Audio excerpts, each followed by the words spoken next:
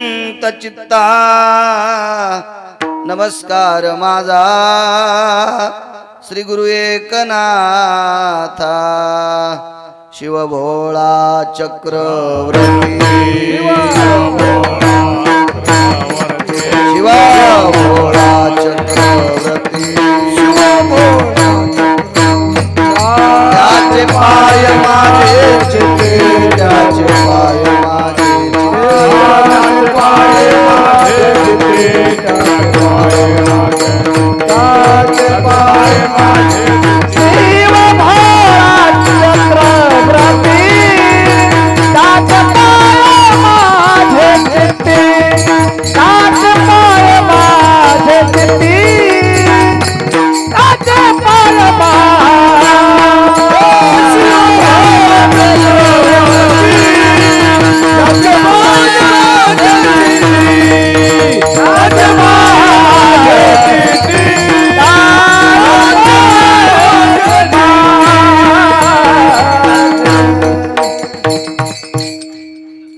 चिदान देगा देवा तुझा विसरण भावा गुण गाईन आवडी हेची माझी सर्व जोडी।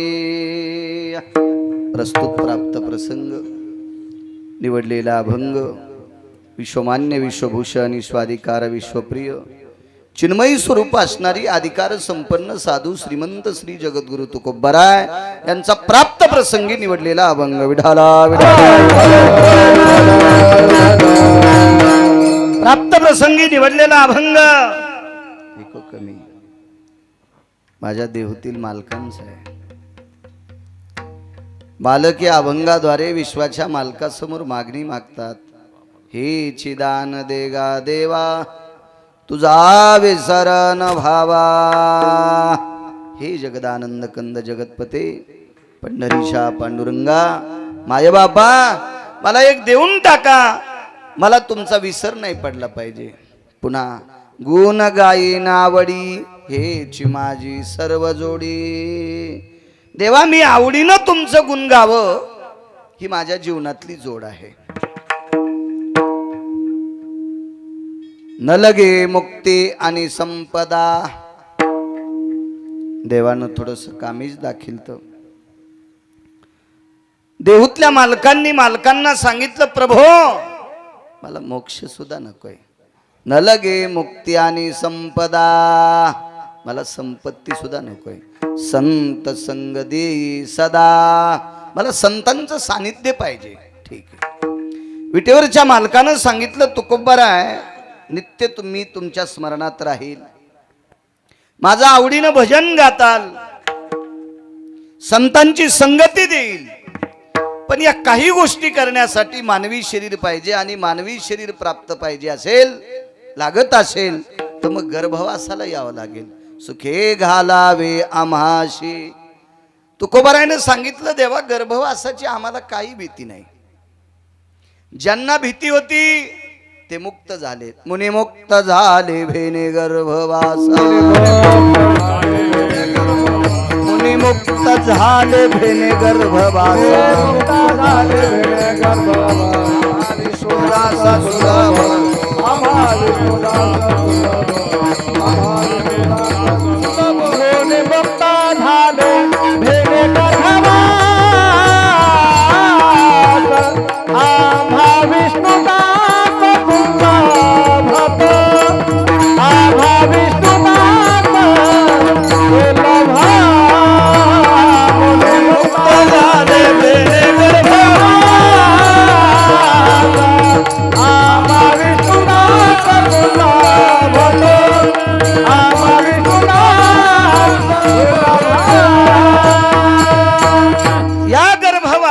भीतीपोटी मुनी योगी जपी तपी सिद्ध अनुरागी हे मुक्तावस्थेला पोचलेत देवा, पण आम्हा विष्णुदासा सुलभतो, गर्भवास विष्णुदासाला काही करीत नाही।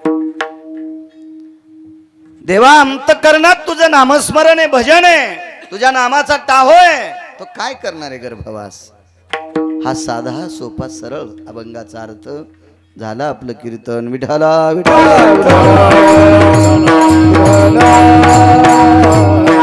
मोठ्या श्रद्धेने भावयुक्त अंतकरणाने चालत असलेला हा 5 पर्वण्यापैकी उत्तम शिवरात्री हा एक फार मोठा पर्व आहे. शिवरात्रीचा वारकरी संप्रदायाच्या दंडकानुसार 29 उपवास आहेत एकादशी सारखे, आणि वारकरी संप्रदायाच्या दंडकानुसार एक उपवास आहे, एक टाइम जेवून त्याला सोमवार म्हणतात. याच्या व्यतिरिक्त ज्ञानोबाराय तुकोबारायांनी एकाही उपवासाला मान्यता दिली नाही. ज्ञानोबाराय तुकोबारायांनी, मी त्यांचं नाव घेऊन भाकरी खाणारा माणूस आहे, माझी काय पात्रता आहे. या 29 उपवासाने 30वा सोमवार, शक्य असल्यास प्रदोष 31वा, याच्या व्यतिरिक्त ज्ञानोबाराय तुकोबारायांनी एकाही उपवासाला तिळा इतका ठाव दिला नाही. तो ज्ञानोबाराय तुकोबारायांनी. मग तुम्ही आम्ही कोणते कोणते दुकानं मांडले ते किती खरे आहेत ज्याचे त्यानं तपासायचे. विठाला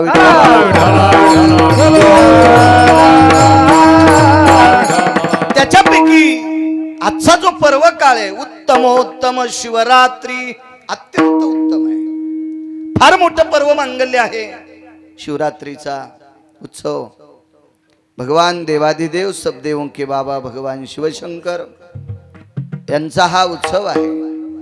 आणि या उत्सवानिमित्त चालत असलेला बोरेश्वर प्रभूंच्या कृपेने, भगवान बोरेश्वराच्या दयेने, त्या बोरेश्वराच्या साक्षात्काराने, बोरेश्वराच्या प्रसादनाने, कारण प्रसादिक मूर्ती आहे, अशा परम पावन विश्वनाथाच्या कृपेने, परिसरातल्या साधू संतांच्या आशीर्वादाने, योगी तप्यांच्या सिद्धांच्या आशीर्वादाने आणि या अधिष्ठानाला बोरेश्वराचे उपासक लाभलेले सद्भक्त आदरणीय हरिओम बाबा,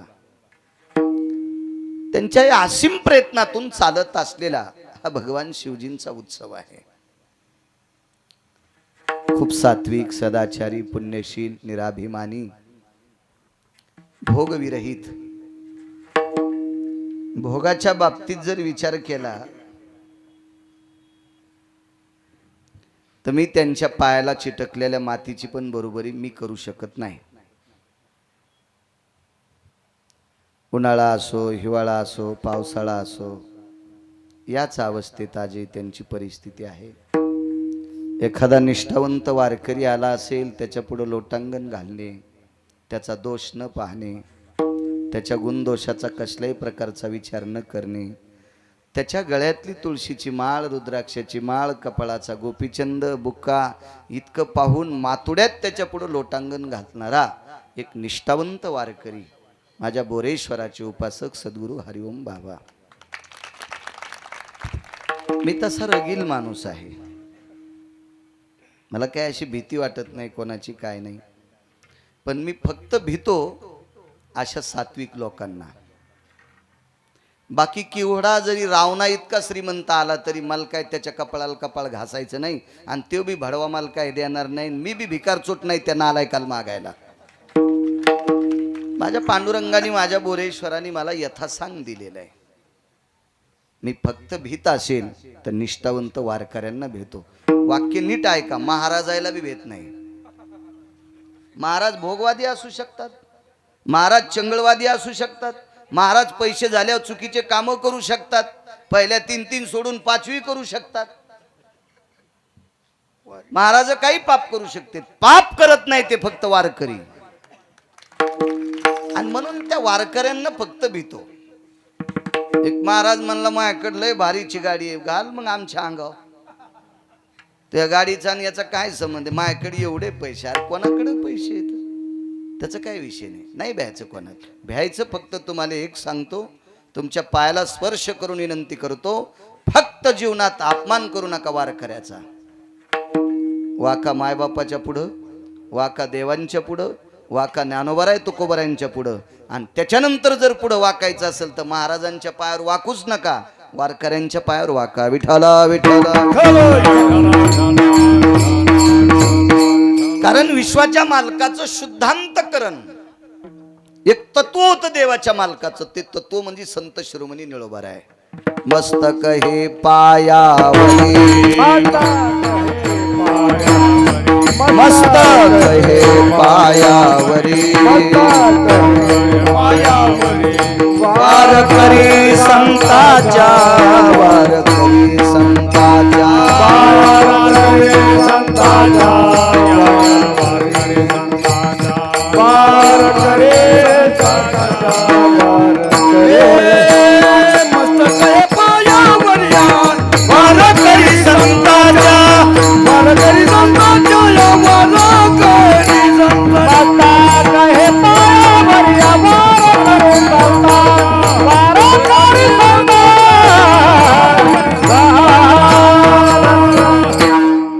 म्हणून वारकऱ्यांच्या पुढे वाक जावं.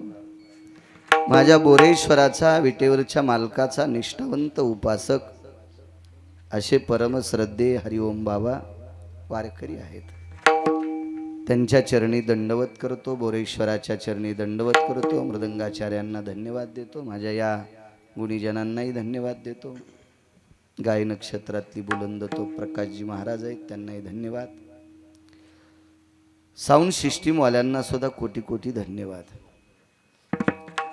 भगवान बोरेश्वराचे उपासक तुम्ही एवढ्या मोठ्या गर्दीनं जमा झालात अशा पर्वणीवर, या शिवरात्रीच्या पर्व काळावर भगवान बोरेश्वराच्या दर्शनाकरता 2 तासाकरता नामचिंतन ऐकण्याकरता आलात.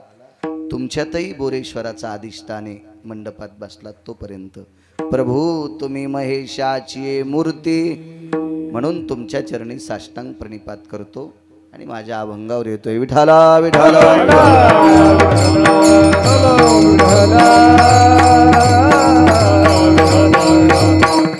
महाराज काय मागणी आहे तुकोबारायची?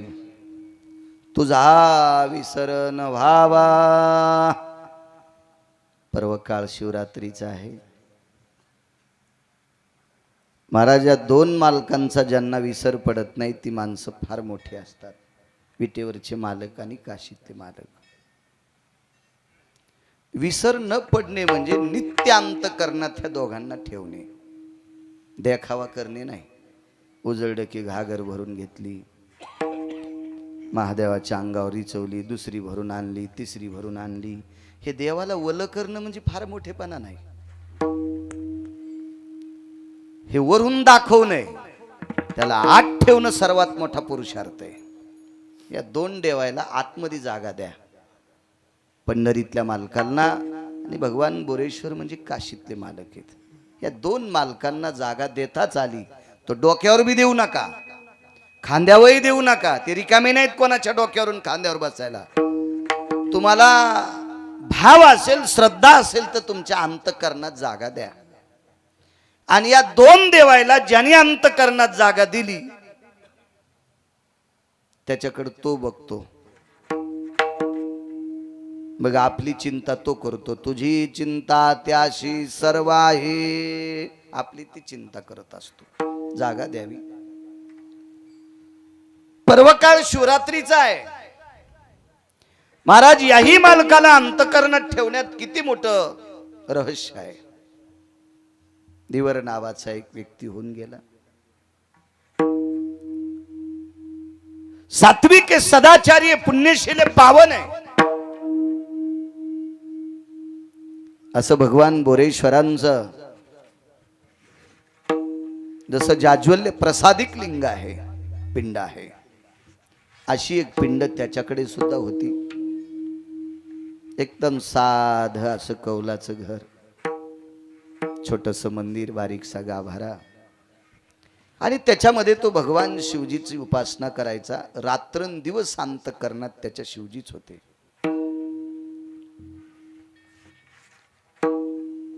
झोपेतून उठल्यापासून तर झोपेपर्यंत जे काही काम करत असेल ते प्रत्येक कामाला शिवजींचं नाम घेऊनच हात लावायचा. आपल्याकडे दंडक दिलाय, वदनी कवळ घेता नाम घ्या श्रीहरीचे. घात जरी तोंडात टाकायचा असेल तरी भगवंताचं नाव घ्यायचं सांगितलं. मोठी मोठी लोक जीवनभर त्याला अंतःकरणात ठेवतात, त्याला विसरत पडू देत नाही. सिंक जांभई खोकला तुका वेळ वाया.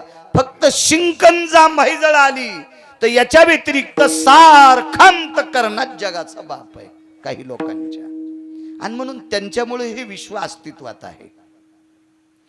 हे कधी मधी लटकपटक देवाचं भजन करणाऱ्यांवर विश्व अधिष्ठित नाही. आपली निष्ठानिष्ठीचा परमार्थ निष्ठावंत साधकांच्या जीवनात नितांत विश्वाच्या मालकाचा अधिष्ठान आहे. म्हणून हे विश्व टिकून आहे सारखा देवांत करणात.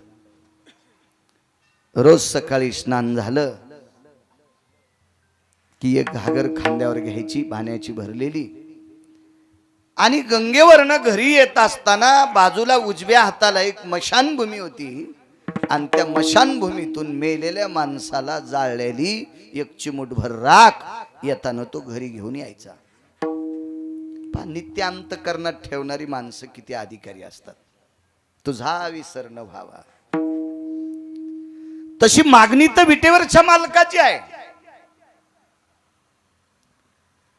पण विटेवरच्या मालकाने बोरेश्वराला डोक्यावर घेतलेलं आहे. तुम्ही टाळू चापून पा पंढरपुरातल्या मालकाची. पंढरपुरातल्या मालकाच्या टाळूवर भगवान शंकरांचं शिवलिंग तुम्हाला दिसेल, हाताला स्पर्श लागेल. कारण डोक्यावर घेतलं मालकाला. याच्या पलीकडे सांगू का, भगवान शिवजींमुळेच तुम्हाला भजन, मला कीर्तन आणि तुम्हाला पक्वाद. शिवजींची कृपा नसती तर आपल्याला कोणालाही भजन करता आलं नसतं, पक्वाद वाजीला आला नसता, कीर्तन करता आलं नसतं. वारकरी संप्रदायाचे संस्थापक अध्यक्ष बोरेश्वर भगवान येत. कारण वारकरी संप्रदायाची स्थापनाच बोरेश्वरानं केली, विश्वनाथानं केली. हे गिरगावचा बाळू सांगतो म्हणून ऐकायचं नाही. हे पैठणच्या मालकांचं वाक्य आहे. एका जनार्दनी वैष्णव, एका जनार्दनी वैष्णव, शिरोमणी महादेव, शिरोमणी महादेव,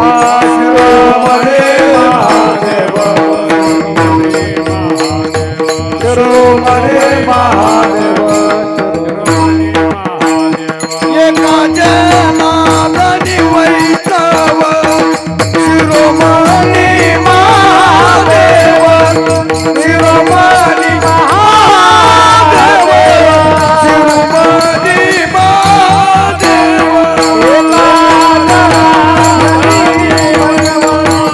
शिरोमणी महादेव,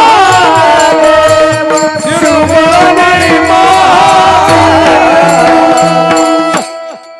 या संप्रदायाचे संस्थापक अध्यक्ष भगवान शिवशंकर आहेत. हे पैठणच्या मालकांनी नमूद करावं. वाक्य हे गाफील माणसांचं ग्राह्य धरल्या जात नाही, अधिकाऱ्यांचं ग्राह्य धरल्या जातं. आणि त्या बोरेश्वराचा उपासक नित्य अंतःकरणात बोरेश्वराला रोज एकदा चिताभस्म देवाच्या पिंडीला लावायचं आणि मग त्यानं त्याचं दिवसभर काय वाट्याला आलं असेल ते काम करायचं. पण ते काम करीत करीत त्यानं नित्य भजन करायचं. मला असं वाटतंय पोळ्या लाटता लाटता जरी एखादी बाई रामकृष्ण हरी म्हटली, पोळ्या लाटता लाटता, कारण बेलणं तर काही तोंडात नसतं, पोळ्या लाटायचं लोटाळणं ते काय तोंडात नसतं, तोंड रिकामं असतं शक्यतो पोळ्या करताना तरी. मग पोळ्या करताना जर ती रामकृष्ण हरी म्हणली किंवा ओम नमः शिवाय म्हणली तर त्या पोळ्या ज्याच्या पोटात गेल्या असतील त्याचे दोष दुरुस्त करतील. दोष इतकी ताकद असते त्या पोळ्यामध्ये, त्या भाकरीमध्ये, त्या पोळीमध्ये, त्या चपातीमध्ये इतकी ताकद असते. जीवनभर त्यानं भजन केलं देवाचं. त्याचा नित्यनेम होता चिताभस्म शिवजीला समर्पित करायचं. कर्म नो गहनोगती. एक दिवस असा उजाडला की देवाचं स्नान, गंगेचं स्नान झालं, पाण्याची घागर खांद्यावर घेतली आणि मशानभूमीत गेला तर आदल्या दिवशी कोणी जाळलंच नव्हतं, भस्मच नाही, असं होतच नव्हतं. पण त्याच दिवशी झालं. रिकामी भस्माची वाटी कोणाड्यात ठेवली तुळशीच्या वृंदावनाच्या बाजूला आणि नित्यप्रमाणे ठरल्याप्रमाणे बायकोला काही सांगितलंच नाही मी इथं भस्म ठेवलं, रोज ठेवत होते, पण आज म्हणायला पाहिजे होतं की कालच्या रात्री कोणी मृत्यू पावलं नाही म्हणून मशानभूमीत कोणाचा अंत्यविधी झाला नाही ग, याच्याकरता चिताभस्म नाही शिवजींना, असं ते विसरून गेले आणि ते त्यांच्या पूजेत मग्न झाले. देवाला स्नान घातलं, पिंड पुसून काढली, पांढऱ्या रंगाची फुलं असतील, काय काय असेल ती संपूर्ण आरास करायचं ठरविलं आणि आवाज दिला, प्रिये ए लक्ष्मी, अगं भस्म घेऊन ये ग, असा आवाज दिला. महाराज ती काय सात्विक माऊली असेल, किती सदाचारी असेल, किती पुण्यशील असेल, किती पावन असेल ती माऊली. आणि ती आवाज आल्याबरोबर हातातलं काम सोडून त्या कोणाड्याकडे गेली. त्या वाटीत बघितलं तर त्या वाटीत काहीच नव्हतं, ती वाटी कोरडी होती. रोजची रोज गंगेतून धुवून आणायची आणि नवचिता भस्म आणायचं होतं, पण तिला पांढरं सुद्धा लागलेलं नव्हतं. एखाद्या वेळेस भस्मानं भरलेली जरी वाटी असती तर तितकंच वाटीला असं बोट पुसून तो पांढरा भस्म शिवजीला समर्पित केला असता, चिता भस्म, पण वाटी सुद्धा धुवून आणली होती गंगेतनं. दुसरा आवाज आला, अगं किती वेळ लावते, घेऊन ये ग भस्म, तुझा विसर न व्हावा याच्यावर सांगते. दुसराही आवाज पडला. बाई थरथर कापत होती. मालकाने आपल्याला 2 आवाज भस्मा करता दिलेत, पण भस्मच आणलं नाही मालकानं, मी दिनार तरी कशी. एक सांगू का तुम्हाला, आपण जर असं करीत असू आणि आपण आपल्या बायकोला आवाज द्यायला भस्म घेऊन ये, तर आपली म्हणली असती तुला फुकू का.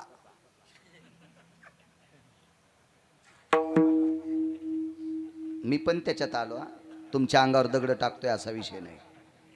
आपली म्हणली असती कोणी मेलच नाही ना काल, मशानात अंत्यविधी झालाच नाही ना, तुम्ही चिता भस्म आणलत नाही, मग देऊ कसलं, निदान इतकं तरी आपली म्हणली असती. ती बाई तेवढं सुद्धा बोलली नाही. बाई मनाला खात होती, मालक कसे विसरले असतात, त्यांना कसं कळत नसेल की त्यांनी भस्म आणलंच नाही, वारंवार मला आवाज कसा देतात.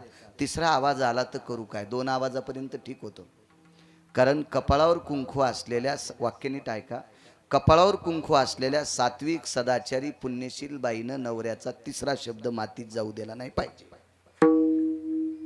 तिला प्रसन्नपणाने कपाळावर कुंकू लावण्याचा अधिकार आहे. ती कोणतंच वाक्य नवऱ्याचं ऐकत नसेल तर तिनं कपाळावर कुंकू लावणं म्हणजे कुंखाचं पिठलं करून कपाळाला चिटकी नये. महाराज अधिकारी लोकांसाठी असते, ते तुमच्या माझ्यासाठी नाही. आपला खेळ सगळा पोकळवादी, सगळा देखावा, आपला आतून काही नसतं, काही संबंध नसते. आज्ञाभंग काय असते, वैचारिक पातळीची लेवल काय, खाली किती गेली, वरी किती गेली, लोक काय म्हणतील, काही संबंध नाही. मी म्हणजे मीच. या अवस्थेत जगत जीवन जगणारे तुमच्या माझ्यासारखे सगळे आपणच. त्या बाईने विचार केला, तिसऱ्यांदा आवाज जर दिला तर करावं काय, आणि तसंच झालं. आवाज दिला, अगं अन्न ना ग. बाईने विचार केला, तिसरा आवाज पडलाय, आज्ञाभंगतेचं पापक लागतंय. कापूर घेतला, हरिओम बाबा, तो कापराचा ढिगल केला, त्या कापरावर बसली आणि त्याच्यावर विस्तू टाकून दिला आणि स्वतःचं शरीर जोहार करून घेतलं. मधातली मधात मंदिरात विचार करत होता, गेले आयुष्यभर जिच्या खांद्याला खांदा लावून संसार केलाय, ती बायको साधं दारातलं भस्म मला देवासाठी आणून देत नाही, आपण कशासाठी संसारासाठी बैलासारखं जीवन राबवायचं. हात हे आपल्या जीवनाची, धिक्कार आहे आपल्या जीवनाचा. जी आपल्याला दारातलं तुळशी वृंदावनाच्या बाजूला ठेवलेल्या कोनाड्यातली वाटी भस्माची आणून देत नाही, तीन आवाज देऊन आपण या संसारासाठी बैलासारखं राबायलो, असा त्यानं विचार केला.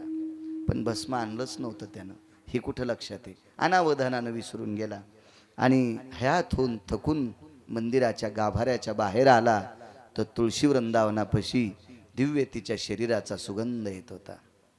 पाहिलं तर राखुंड्याचा ढिगल पडलेला होता, राखुंड्याचा ढिगल पडला होता. लक्षात आलं, कालच्या दिवशी एकही इथे माणूस मृत्यू न पावल्यामुळं मशानभूमीत अंत्यविधी झाला नाही, आणि अंत्यविधी न झाल्यामुळं मी वाटी गंगेतनं धुवून आणली, पात्रामध्ये भस्म नव्हता आणि आपण पत्नीला आवाज दिला, 3 आवाज दिले, ती आणील कुठून? आणि मग तिनं स्वतःच्या शरीराचं जोहार करून घेतलं. काय पत्नी असेल महाराज. आणि त्या राखेमध्ये जाळलेल्या अस्थिच्या त्या पुंजामध्ये असा हात घातला आणि मूठ भरून चिताभस्म घेतलं. हे चिताभस्म ज्या वेळेला असं भरून घेतलं हातामध्ये, विठाला विठाला विठाला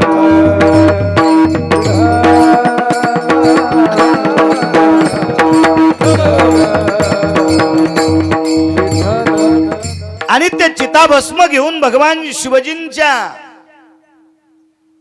पिंडीवर समर्पित केलं.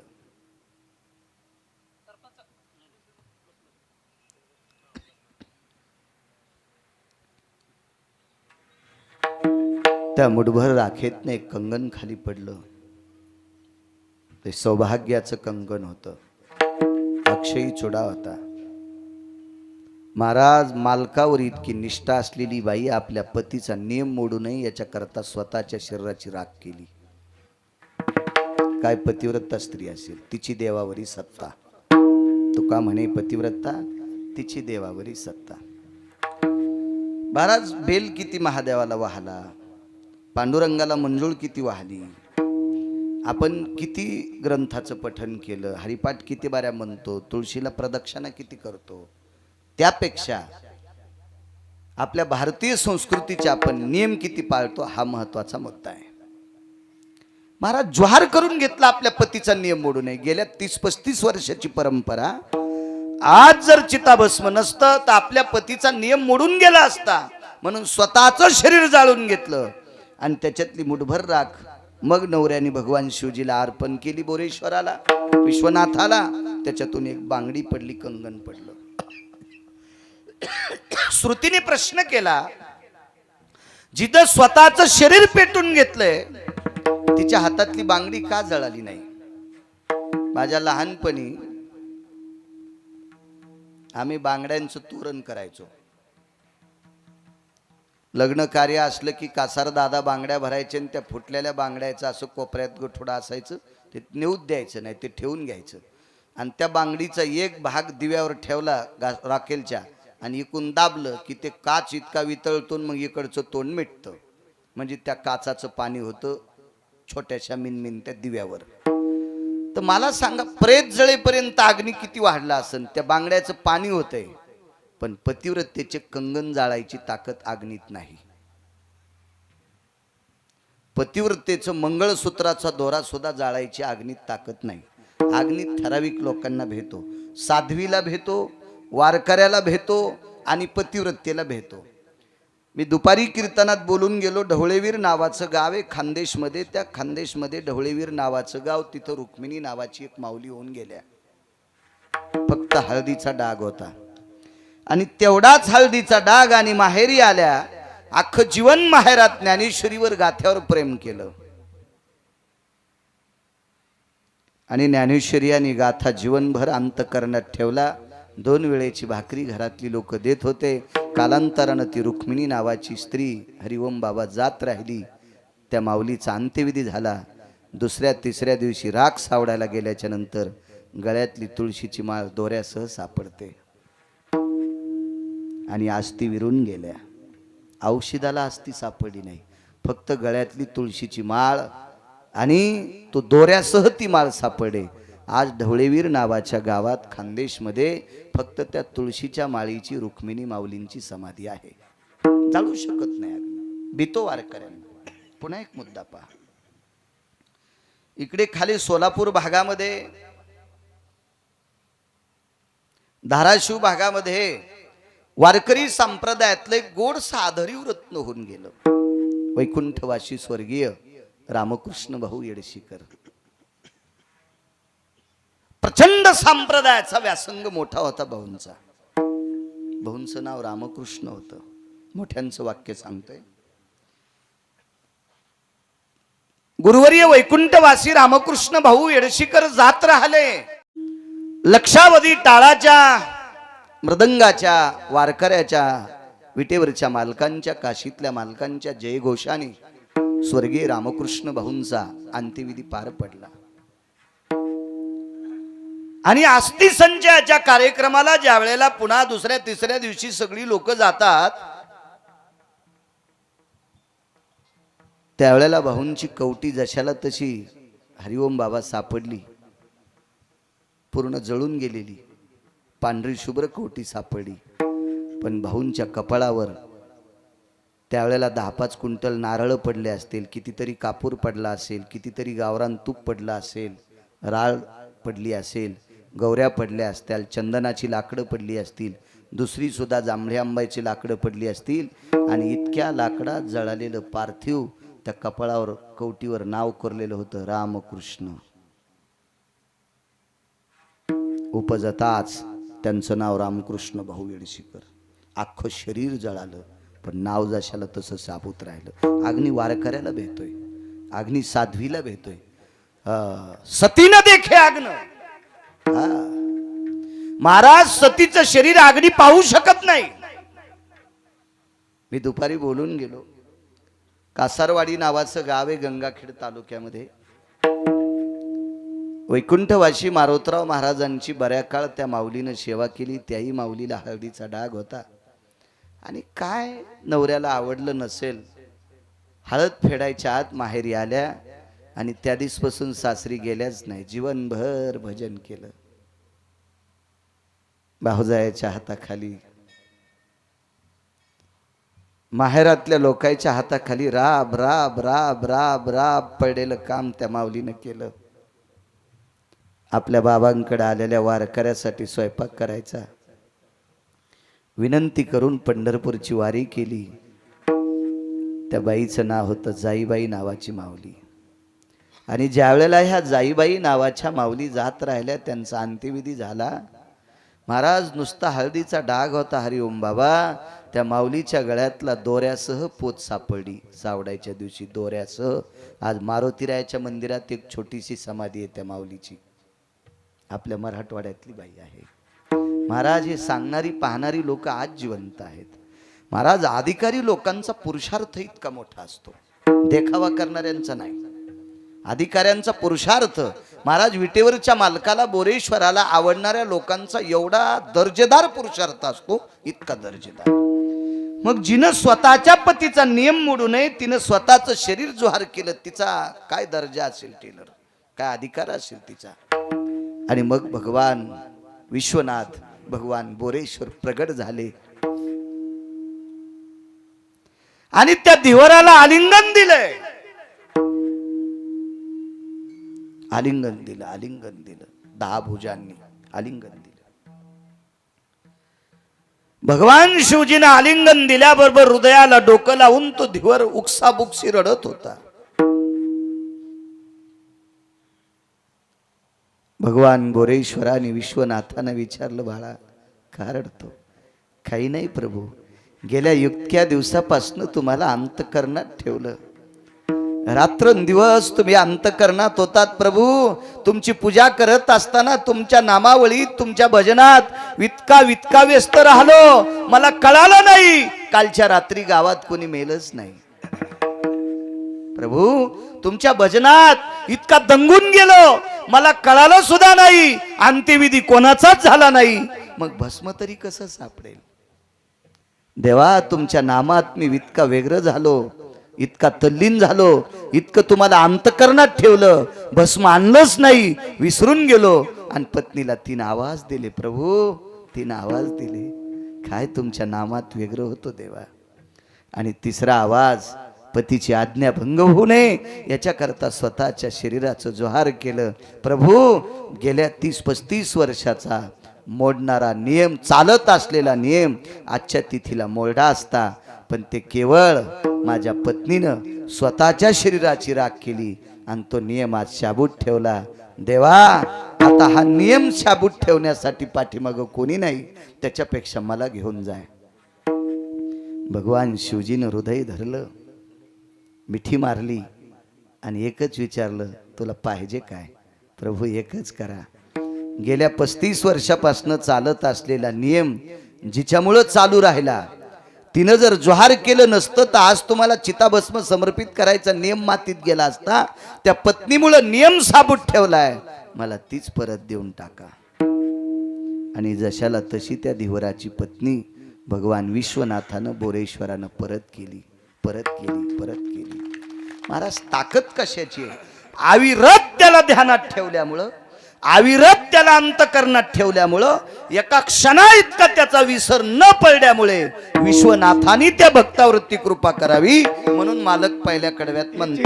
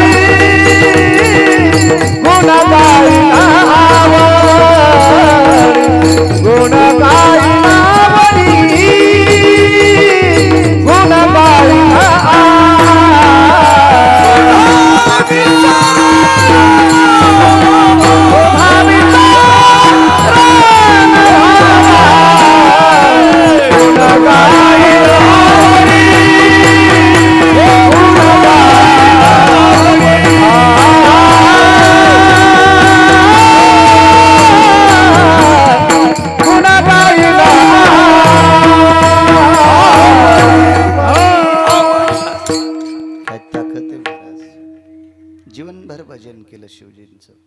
आज पर्व काळ आहे शिवरात्रीचा. हरिओम बाबा एक वेश्या व्यवसाय करणारी बाई होती, वेश्याचा धंदा. किती मान्यता देता तुम्ही तिला?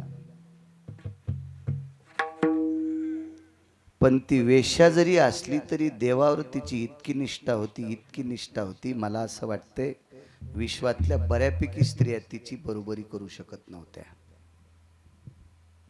कुटुंबात वावरणाऱ्या, तुमच्या माझ्यासारख्या घरात राहणाऱ्या बायका सुद्धा तिची बरोबरी करू शकत नव्हत्या, इतकी तिची निष्ठा होती. व्यवसाय तिचा वेश्येचा होता, वारांगणा होती. नियम काय होता सांग? सूर्य अस्ताला जायच्या अगोदर जर तिच्याकडे कोणी आला, एखादा नराधम, तर त्या वेश्येनं त्या व्यक्तीची रात्रभर सेवा करायची. आणि प्रकाश बुवा, सूर्य मावळल्याच्या नंतर तिच्याकडे एखादा व्यक्ती एक ट्रक भर जरी सोनं घेऊन आला तरी त्या व्यक्तीनं त्याला बाप म्हणायचं, बाप, भाऊ म्हणायचं, लेक म्हणायचं आणि दर्शन घेऊन आश्रमातून काढून द्यायचं. अन्यथा राहायचं असेल माझ्या आश्रमात रात्रभर तर बाप होऊन राहाय, माझा भाऊ होऊन राहाय किंवा माझा मुलगा होऊन राहाय, हा तिचा नियम होता. सूर्यास्त झाल्यावर केवढा जरी आला. महाराज त्या वेश्येची परीक्षा पाहण्यासाठी नाना प्रकारच्या देवतेनं परीक्षा पाहिली, पण ती नापास झालीच नाही.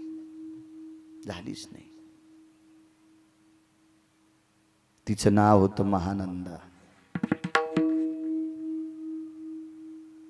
काय निष्ठा असती काही लोकांच्या जीवनातला नियम असतो. असू द्या, ती वेश्या असेल, तुम्हाला काय घेणं आहे तिचं? पाप उचलायचं काम. काय मागच्या जन्मातलं तिचं असेल याच्याकरता ती त्या व्यवसायात पडली असेल. तुम्ही विनाकारण तिचे वाभाडे काढणं म्हणजे तिचे धुणे तुमच्या डोक्यावर पाप घेणं. माणसं बऱ्याच वेळेस स्वतःचा पुरुषार्थ मातीत घालतात आणि दुसऱ्याचे उकांडे उकरायचे जास्त नादी लागतात. हे मागच्या जन्मात भडवे कोंबडे होते. कोंबड्या अजूनही उकांडे उकरते. तुका म्हणे झाली कोंबड्याची परी, तुका म्हणे झाली कोंबड्याची परी, पुढेची उकरी लाभ नाही,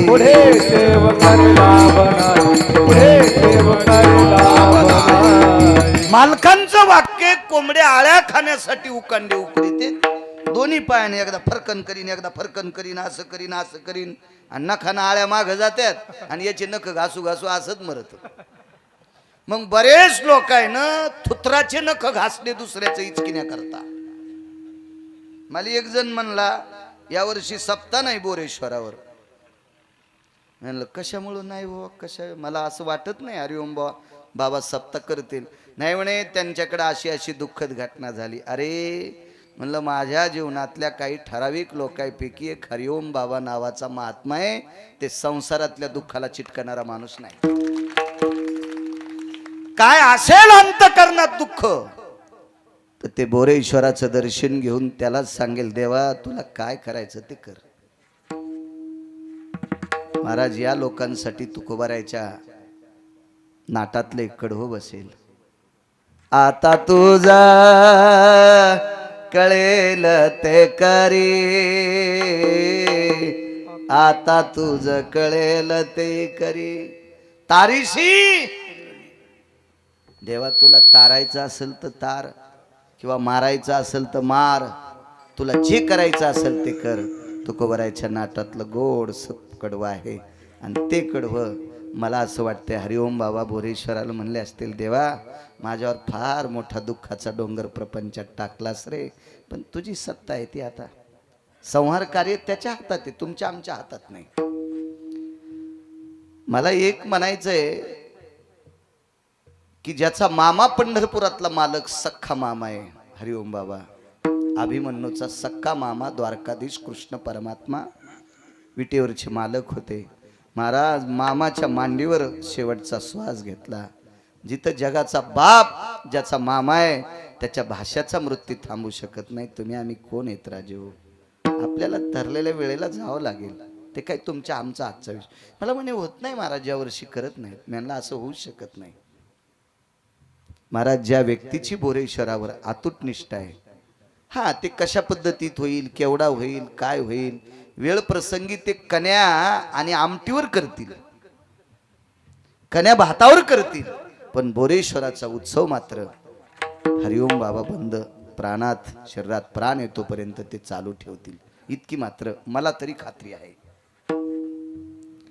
कारण जगात फारशी लोक पाहतो मी देखाव्यातली. महत्व हरवी चातुर्य लपवी पिशे पण मिरवी आवडून.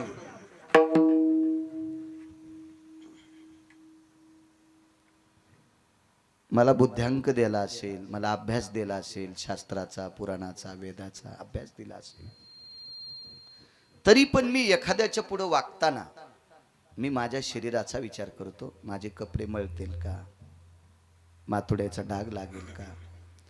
महाराज कितीवी सामान्य वारकरी बिचारा छोटासा अभ्यासू पण नीती संपन्न वारकरी आला तर त्याच्या समोर पळत जाऊन पुढे त्या कीर्तनकाराच्या पुढे लोटांगण घ्यायची ज्याच्यात ताकद आहे. महत्व हरई चातुर्य लपवी. टेलर तुम्ही पण पाहिलं नसेल असं महाराज. गठुडे देणारे खूप लोक सापडतील आम्हाला. गठुडे देणारे महाराष्ट्रात मला खूप लोक सापडतील, पण वारकरी घरी आल्याच्या नंतर इतकी नम्रता असणारा फक्त हाच महात्मा सापडा. इतकं मी कॅमेऱ्यावर सांगतोय अजय. निष्ठावंत भाव भक्ताचा स्वधर्म,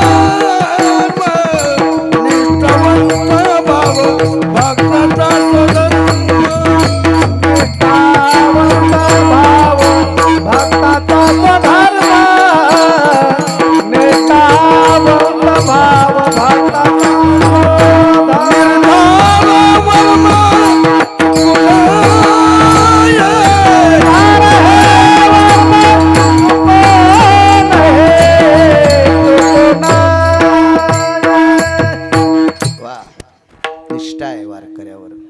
अतूट श्रद्धा. आणि अशी माणसं मनावर रुसतील, देवावर रुसत नाहीत. देवावरी का रुसावे, आपलं प्रारब्ध आहे ते. संसारातली खाज गळगे, उन्हाळे पावसाळे, हिवाळे, हे खड्डे खुड्डे, हे जे काही दुःख येत असतात ते आपल्या प्रपंचाचा भोग आहे, आपल्या जीवनातला भोग आहे. विनाकारण देवाच्या डोक्यावर टाकून आपण कुडत बसणं हे मूर्खपणाच्या यादीतले आपण लोक आहोत. विठाला विठाला.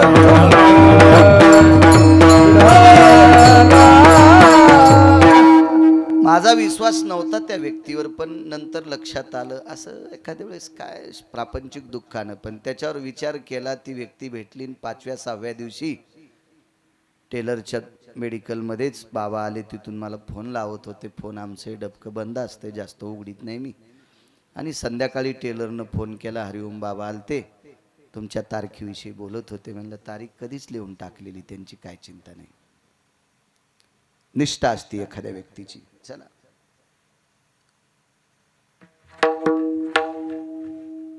केवढा जरी आला तर आपल्या नियमात बदल नाही. हा भाव त्या महानंदेचा होता.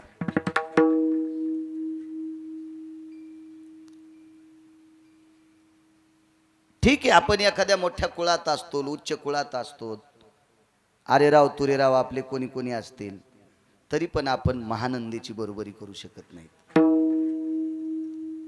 आपण तिच्यासारखा व्यवहार करत नसलो, आपण फार शिष्टाचारात वावरत असलो, तरी आपण महानंदेची बरोबरी करू शकत नाही. ऐकायचं असेल खाली येऊन तर राजकीय क्षेत्रातला तुम्हाला चांगला अभ्यास आहे. आदरणीय मंत्री महोदयांचे बंधू आहेत. किती रुपयावर माणसं फुटत आहेत साहेब?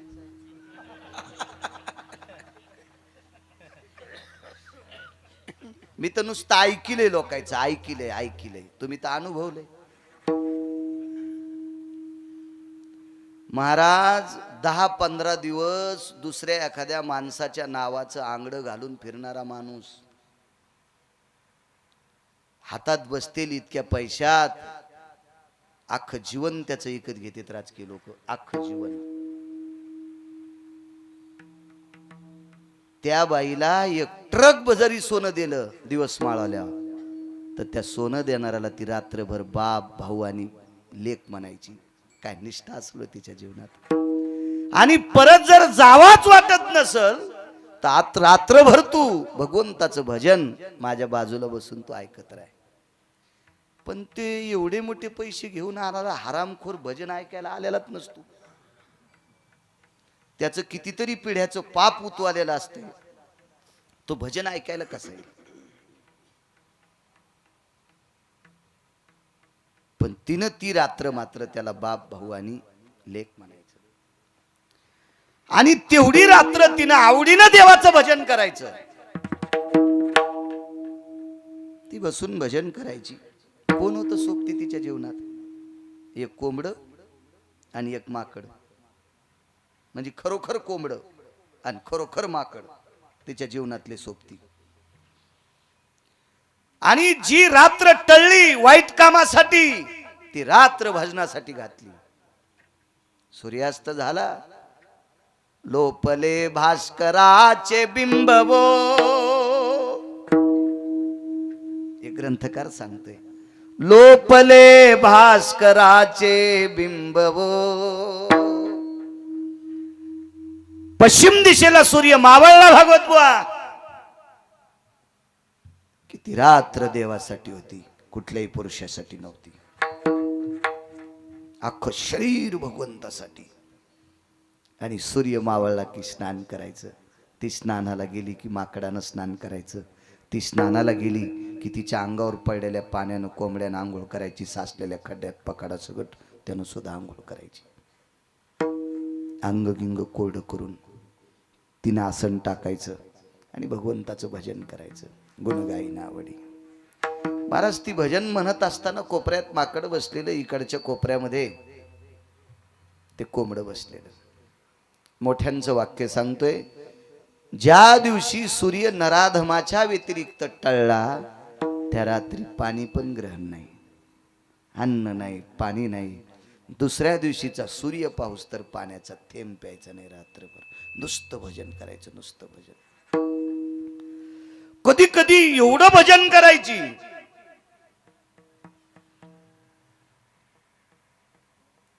की या दोघांना ग्लानी यायची, माकडाला आणि कोंबड्याला.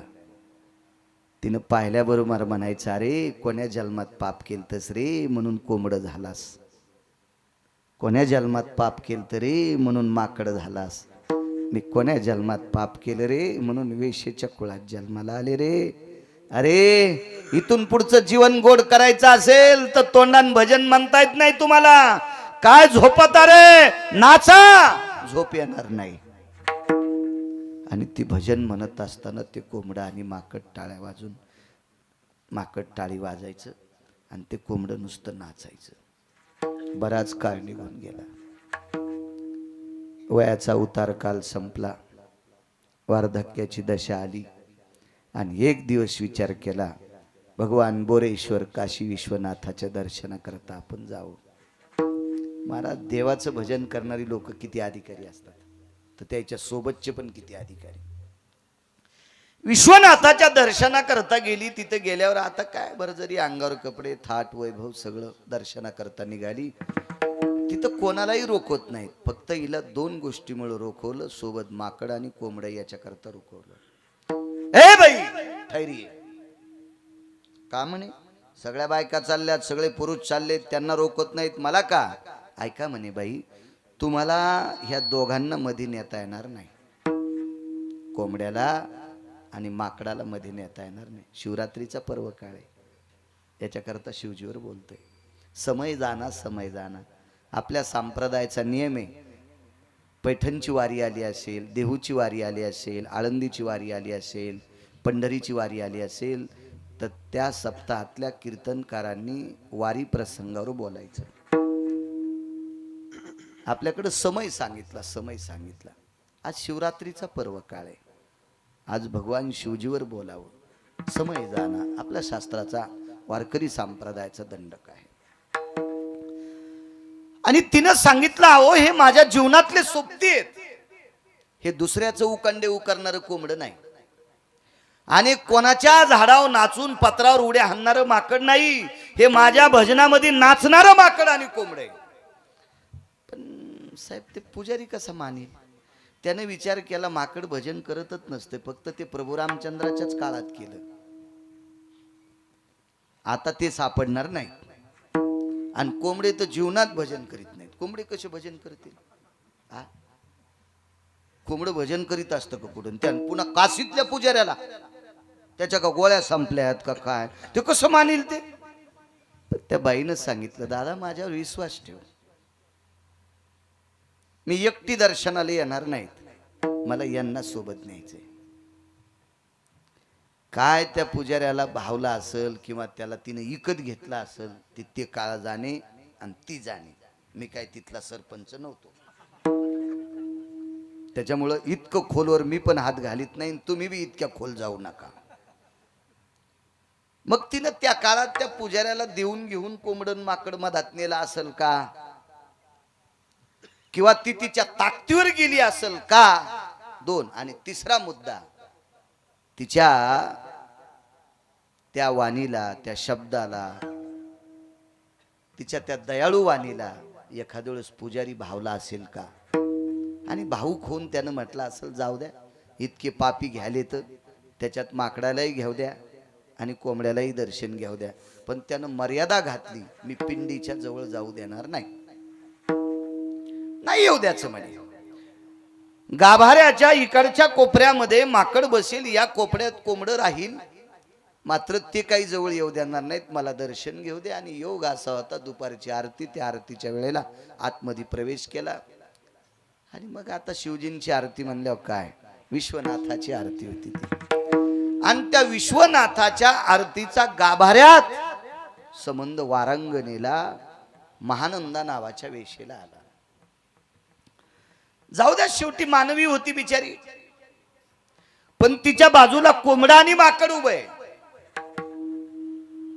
तो पुजाऱ्यानं जास्त दंडक दिला, कोंबड जवळ नकोय.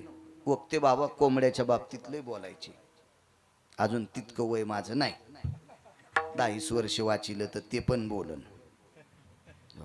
लय बोलायचे बाबा कोंबड्याच्या बाबतीत. आता ज्या आरती वक्ते बाबांना एवढा अभ्यास तर त्या काळातल्या काशीतल्या पुजाऱ्याला किती अभ्यास असेल. त्यानं सांगितलं हे बेटो कोंबडं तिकडं पलीकडंच उभं राहू द्या आणि आरती झाली. साहेब आरती झाल्याच्या नंतर मंत्र अक्षदा. ओम यज्ञेन यज्ञमय जंद देवास्तानि धर्माणि प्रथमान्यासः तेहन्नाकं महिमान सचत्र यत्र पूर्वे साध्या संती देवाः. असं मंत्र पुष्पांजली सुरू आहे.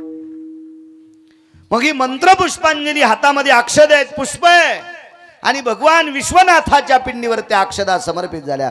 नमः पार्वते पदे हार हार महादेव मोरेश्वर भगवान की जय. त्या अक्षदा समर्पित झाल्या.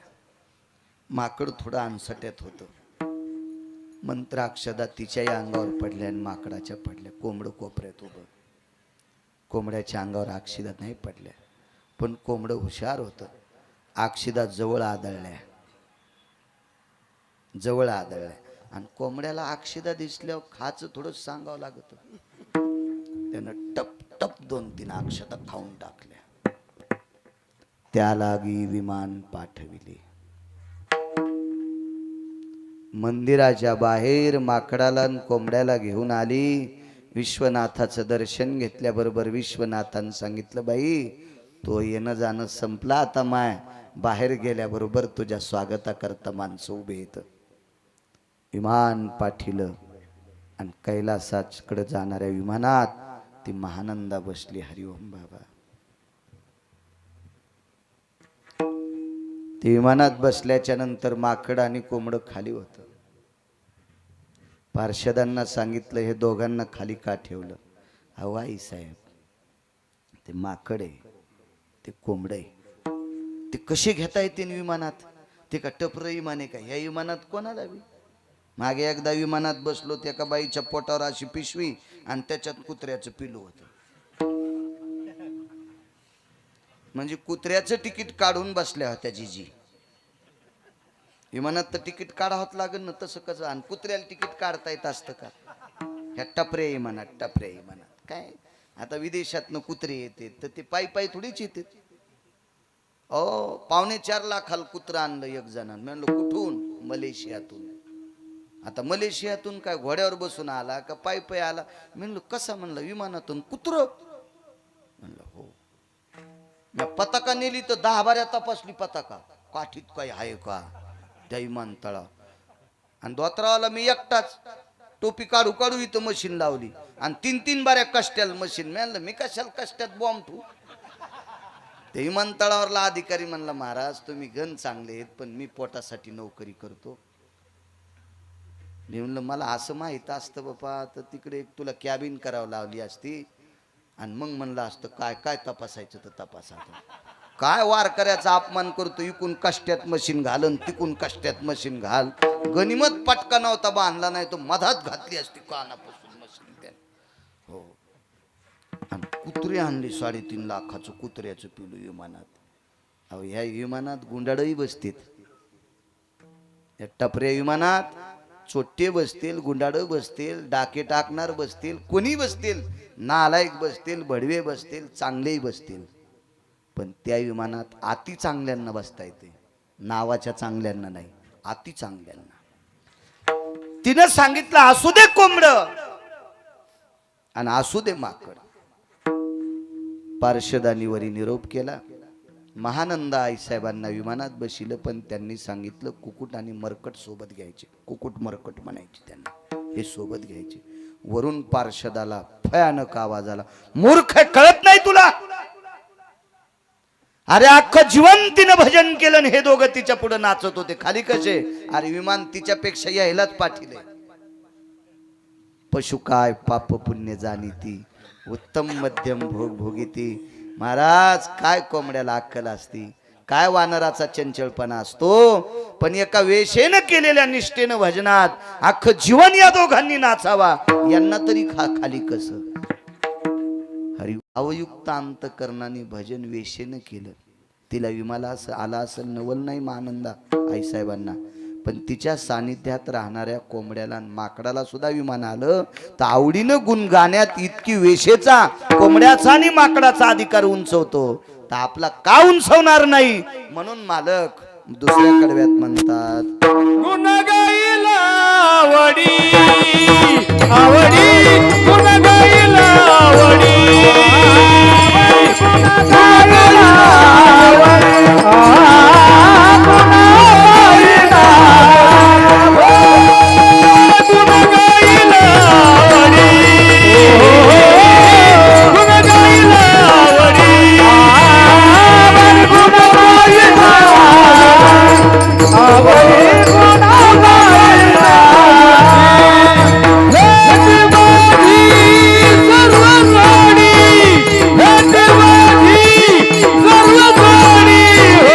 गुण गाईला आवडी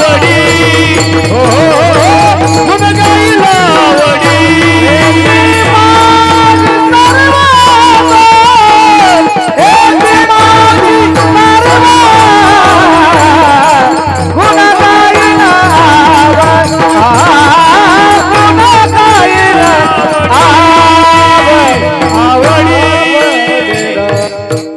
काय गुण गाण्यात ताकद आहे. ठीक आहे, विटेवरच्या मालकानं सांगितलं माझा विसर पडणार नाही, हे देऊन टाकतो. तुम्ही आवडीनं भजन करताल, हे देऊन टाकतो. तुम्हाला मोक्ष न लगे मुक्ती आणि संपदा. मोक्षही नको म्हणले आम्हाला. एक एक मुद्दा पाहू आपण अर्ध्या तासात. तुकोबारायांनी मोक्षाला का नाकारला असेल? तो मोक्ष सुखा हानुला, त्याच्या अलीकडे सांगायचं झालं तर मोक्षामा घरी कामारी हे दासी होय सांगू आईसे तुका म्हणे. कशाला मोक्ष देता देवा? मोक्ष आमच्या इथं भांडे घासायला लागलाय, आम्हाला मोक्ष काय करायचं? ठीक आहे म्हणजे. आणि मोक्ष कोणाला पाहिजे? ज्याला यमाची भीती वाटते त्याला साहेब मोक्ष पाहिजे. आम्ही तर यमाच्या डोक्यावर पाय दिलाय. जगा काळ काय आम्ही माथा दिला पाय. आम्ही यमाच्या डोक्यावर पाय देणारी माणसं, आम्हाला मोक्ष काय करायचा? ज्याला यमपुरीची भीती वाटते त्याला मोक्ष. काय यमाची ताकद आहे आम्हाला यमपुरी दाखवायला? उलट यमधर्म वास पाहे नित्य काळ. यमधर्म वास पाहे नित्य काळ. मने धन्य वेळ भेटती.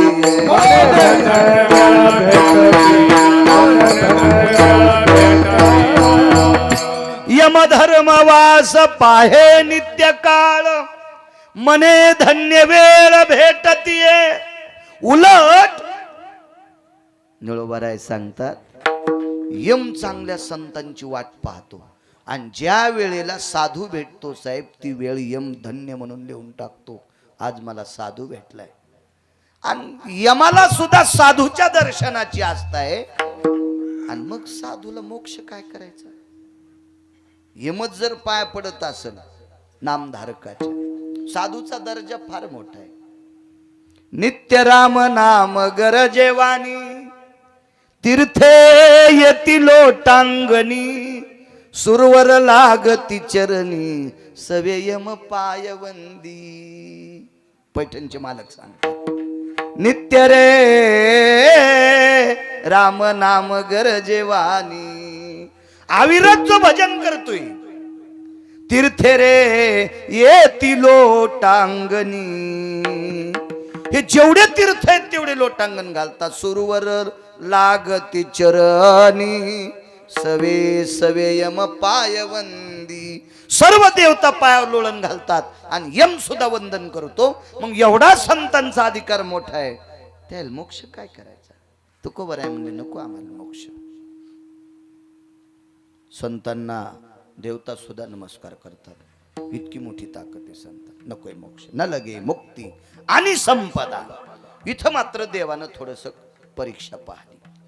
आणि विटेवरच्या मालकानं तुकोबरायला प्रश्न केला, तुकोबराय तुम्ही पैसे का नको म्हणता? विश्वातला कोणता यावर पैशाशी होतोय? अर्थ नावाचा पुरुषार्थ सांगितला. मग तुम्ही का नको म्हणता? तुकोबरायनं सांगितलं जगातला कुठलाही व्यवहार पैशाशी होत नसेल पण मला नको, मला नको. बाकी भरपूर महाराज आहेत गिरगावकरापासून सगळ्याची नाव सांगितले. आपण लोकांचे कशाला वाभाडे काढायचे आहे का नाही.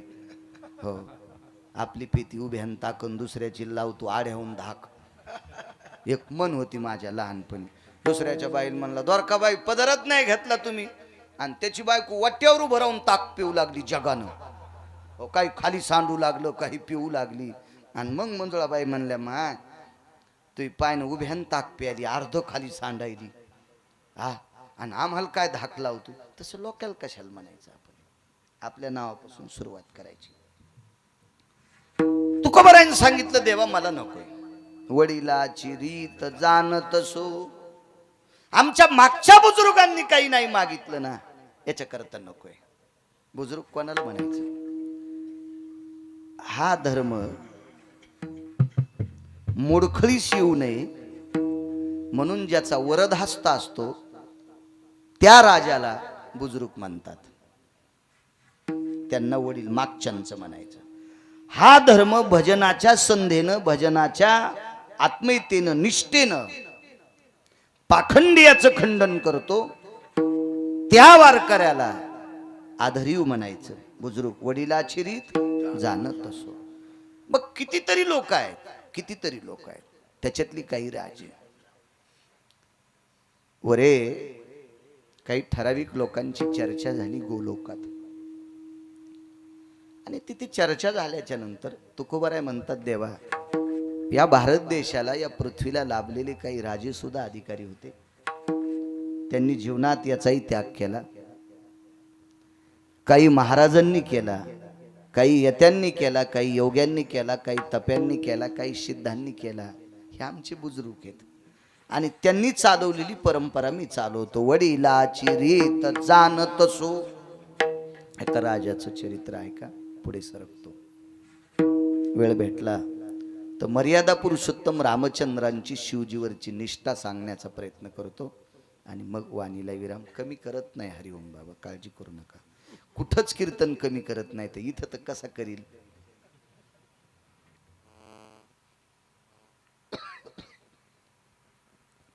चर्चा झाली. एक फार अनुरागी राजा आहे. महाराज महर्षी वशिष्ठ, महर्षी विश्वामित्र, महर्षी जाबाली, महर्षी लोमश, महर्षी बकदालभ्य, असे नाना प्रकारच्या ऋषींचा मेळ बसले. आणि एका राजाचं वर्णन आलं. महाराज खाली आले. बघतो परीक्षा. आल्याबरोबर राजा सिंहासनावरून उठले आणि आलिंगन दिलं, दर्शन घेतलं आणि मग महाराजांनी राजाला आलिंगन दिलं. काय सेवा करू. काही नाही म्हणे, आज तर काही अडचण नाही, पण ज्या दिवशी अडचण येईल त्या दिवशी येईल. महाराज एके दिवशी राजा दरबारात बसले असताना, महाराज दरबार भरलेला आहे राजाचा, तेवढ्या अवकाशात महाराज गेले. मंत्री, महामंत्री, सुमंत्री, प्यादे, गुमास्ते, स्तुतीपाठक, राजा महाराज आल्याबरोबर स्वागता करता उभं राहिले. वडिलाची रीत जाणत असो. तुकोबाराय याच्यातून बाजूला का पडले. महाराज विटेवरच्या मालकानं बऱ्यापैकी हाडशील. आयसा, आता हे तुकोबारायचंच वाक्य. आयसा कोणी दावा हे जया नावडेन, कन्यापुत्र घोडे दारात नाही त्या सुटली द्रव्य लोभ माया, आणि भस्मदंड छाया तरुवराची. पैसा आवडत नाही जगात माणूस नाही, हे त्यांचे वाक्य. पण ते याच्यापासून अलिप्त आहेत. कमळपत्र जळी जायचे. महाराज कमळाचं झाड पाण्यात जन्माला येतं, पाण्यावरच त्याची पानं असतात, पण पळड्याला पाण्याचा थेंब पाऱ्यासारखा संदिशी वगळून जातो, पाण्याचा स्पर्शच होऊ देत नाही, असं कमळाचं पान आहे. तशी काही माणसं अलिप्त कमळ जळी जायची, अशी सत्यवादी माणसं असतात.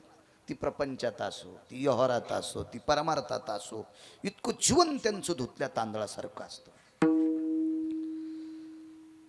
तुकोबारायांनी बऱ्यापैकी ज्याला त्याला आपोआपल्या जागा दाखवल्या, पण ते वेगळ्या जागेवरले साधक आहेत. देवानं खूप चिकित्सा केली, काही नाही. तोंड घशीत आला जगाचा बाप, तोंड घशीस, तरी पण तुकोबाराय तिळा इतकेही मालकाला सापडत नाहीत. पंढरीतल्या मालकाला तोंड घशीच देव आला, पण तिळा इतकंही हाताला धरू दिलं नाही, इतकं हालिप्त जीवन तुकोबा राहायचं. ते काय मागतील?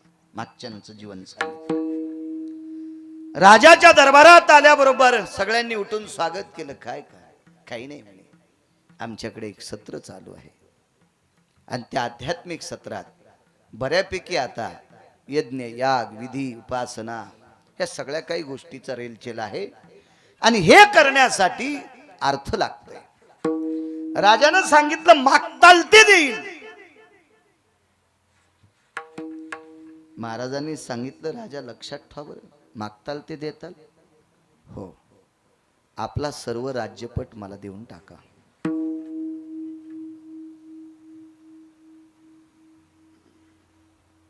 भीमराय साहेब जिथपर्यंत त्या राजाचं राज्याची सीमा होती, हातावर पाणी घेतलं, भर सभेत संकल्प सोडून टाकला, माझ्या राज्याच्या सीमेपर्यंत सगळं राज्य तुमचं. काय महाराज बी होता मागणारा आणि दाताही राजा कसा अधिकारी. महाराजांनी सांगितलं, राजा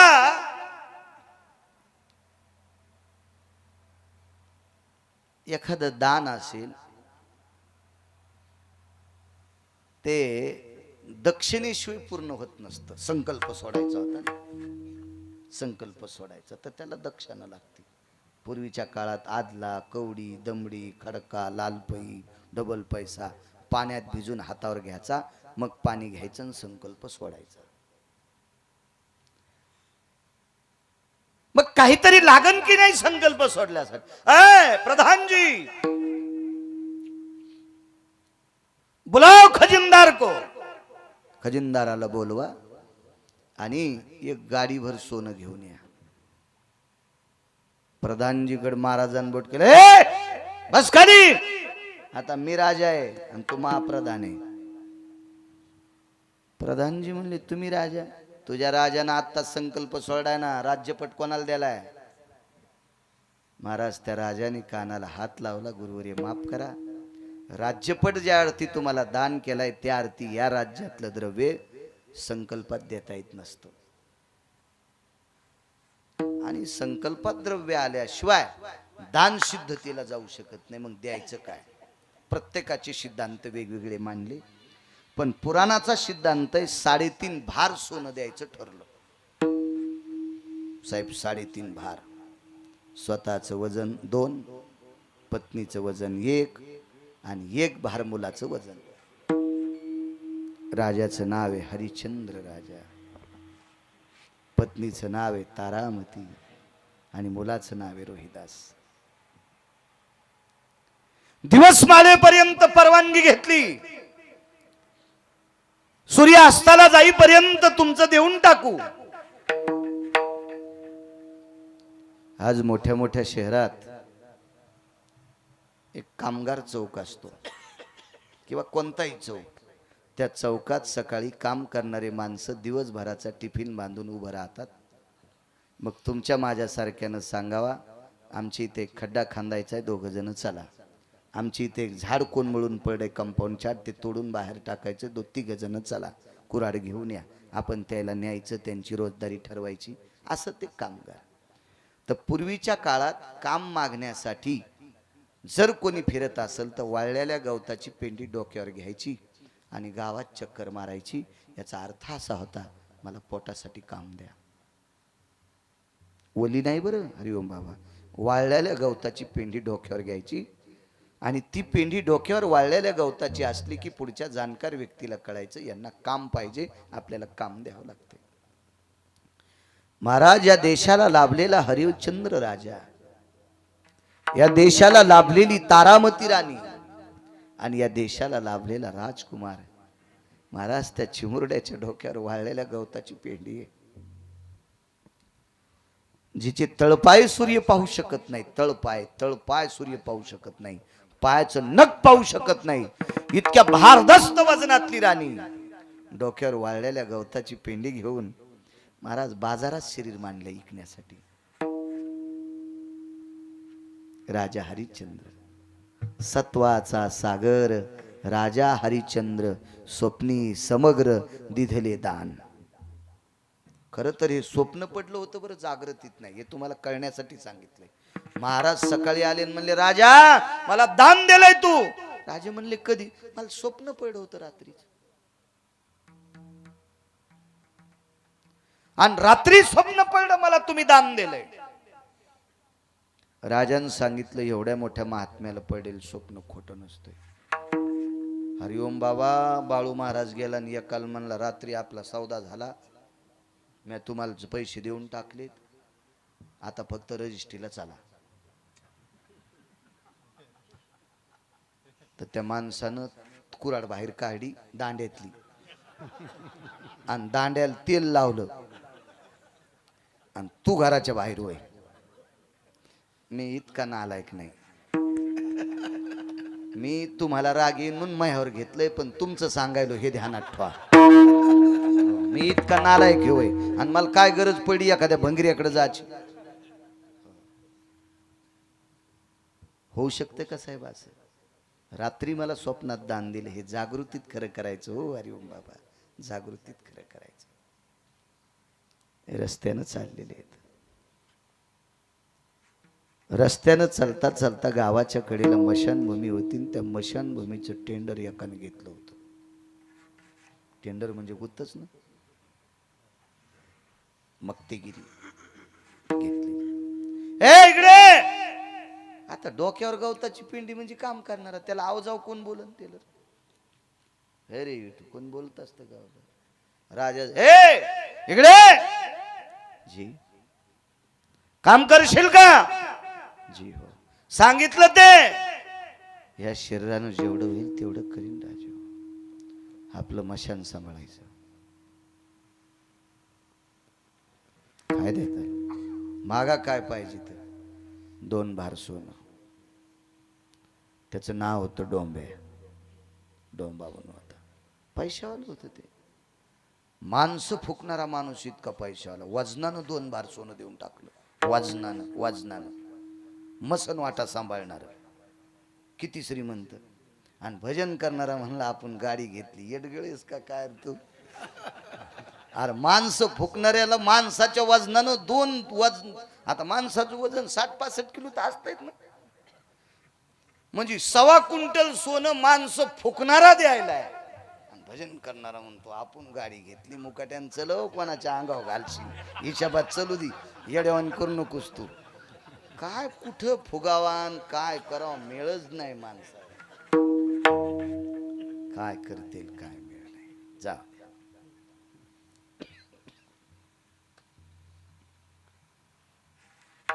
आपलं वैभव कुठं असतं नागरे बुवा?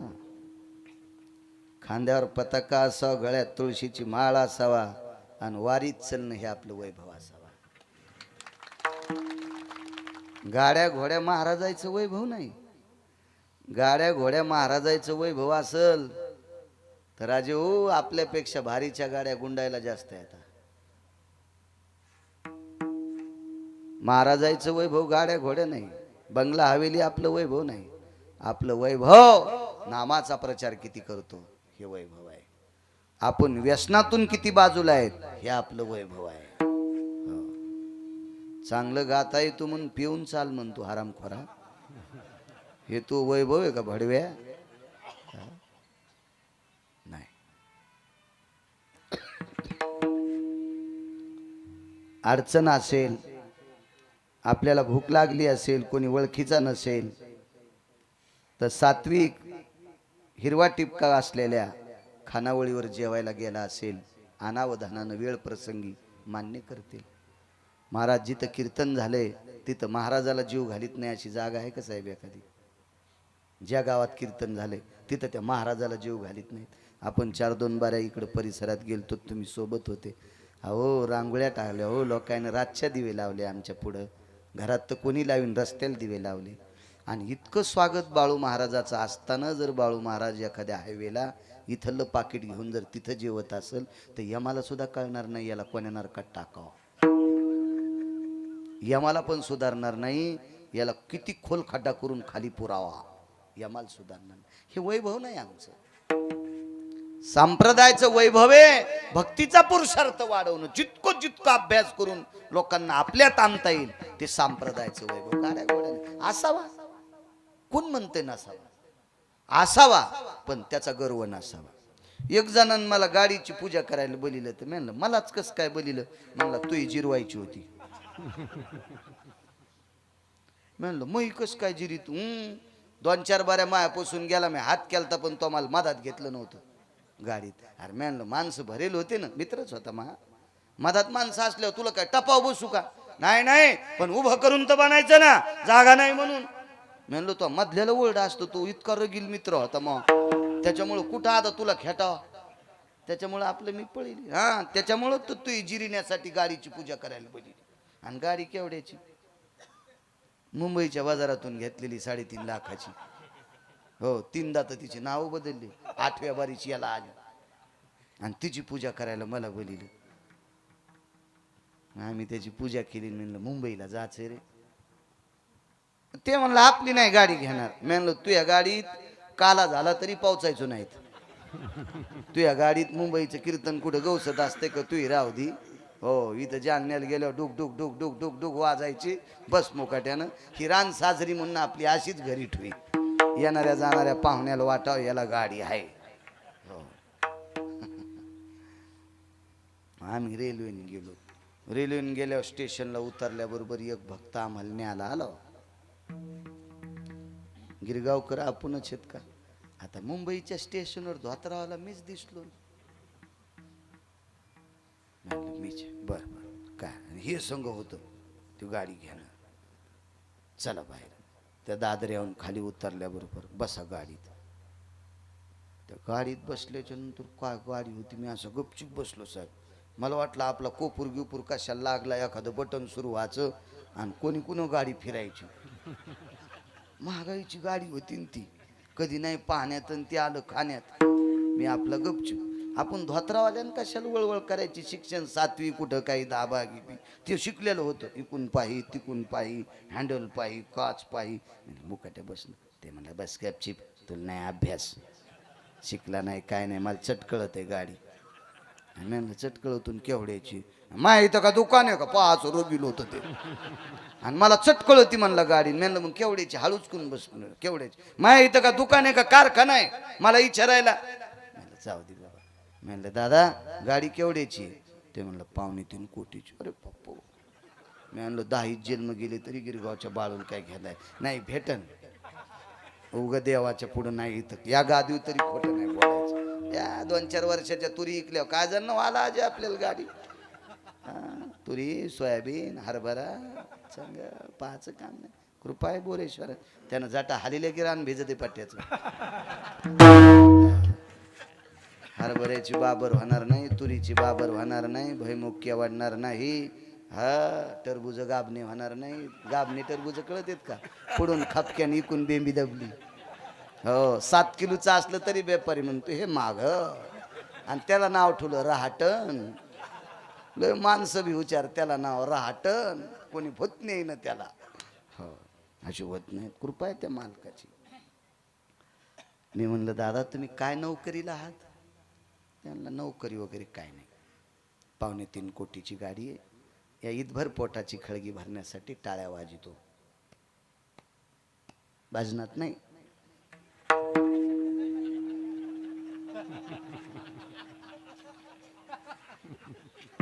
त्या आमच्या संचाल म्हणलं मग काय जिरी तू याची जिरीव. याला 2.25 कोटीची गाडी. मग काय जिरी तू भिकार छोटे म्हणलं गिरगावचा बाळू तू याची जिरीव. तिथं गेले होते म्हणलं दा बाबा तस काय बोले. अरे मी आणलं हे लय करल्यावानी करू लागलो. बरं झालं तू आलास. आमचं खांडूक फुटलं ना, ऑपरेशन झालं, बिन गोळ्याचं नीट झालं. नाही हे मला 1-2 महिने सुधरूच देत नव्हतं. एका गोळीत सगळं नीट झालं म्हणलं. पार 56 टाक्याचं ऑपरेशन लगे क्लिअर बिना टाक्याचं. आपलं वैभव हे नाही. आपलं वैभव गाड्या घोड्या बंगले नाही. असावा कोण म्हणते नाही म्हणून, कोण म्हणते नाही. पण त्याचा गर्व आपल्याला नसावा. आपल्याला गर्व असावा. मी इतक्या बऱ्या ज्ञानेश्वरीचं पारायण केलं ते बी सांगायचं नाही. मनात गर्व असावा. मी एवढ्या वेळेस शिवजीचं दर्शन घेतलंय, मी इतक्या वेळेला पंढरीला गेलो, मी देहू पैठण आळंदीला इतक्या वेळेस गेलो. हे मनातली मनात स्वाभिमान असावा देवा, हे पवित्र शरीर दिलंय, मी चांगल्या कामाकरता वापरलंय याचा गर्व असावा.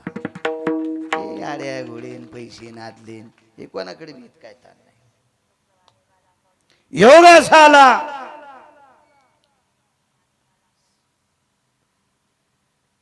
दोन भार सोनं देऊन टाकलं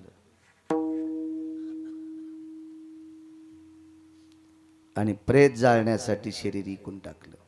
मसन वाटत काम.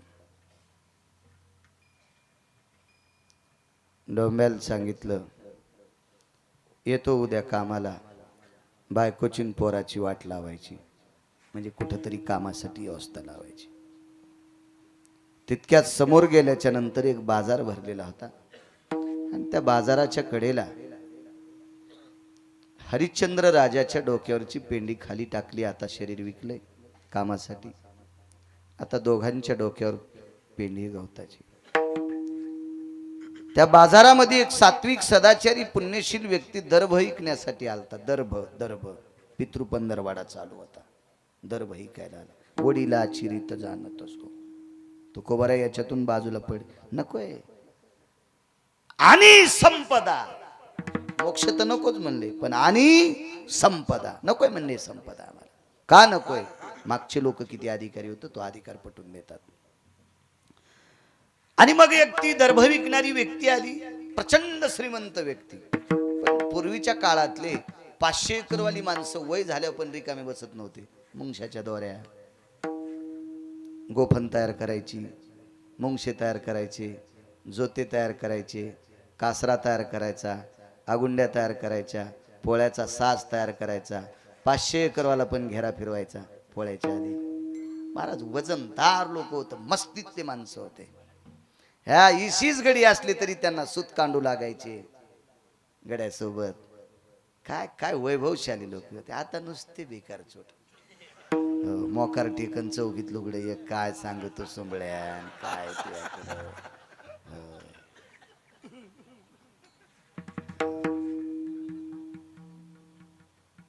चट दागिने खाताडाला बँकेत ठुले आणि बँटेकचे घालून वरी फिरायली लग्नामध्ये. लाईन गेल्यावर चोट्ट्यानं तोडे तर नाही पण थुत्रीत हाणली आणि तिनं चोराचा हात धरला आणि तितक्यात लाईन आली. तो दागिने काऊन नाही तोडे, हे चुकीचे घालून आली म्हणून थुत्रीत हाणलीत म्हणून. इतकं चोट्ट्याला राग आला. ते वरून टाकलेले त्यालाच पुन्हा पिना लावलेले आणि ते घागर माळा. कशाला सोंग हे करायचे उद्या आपले.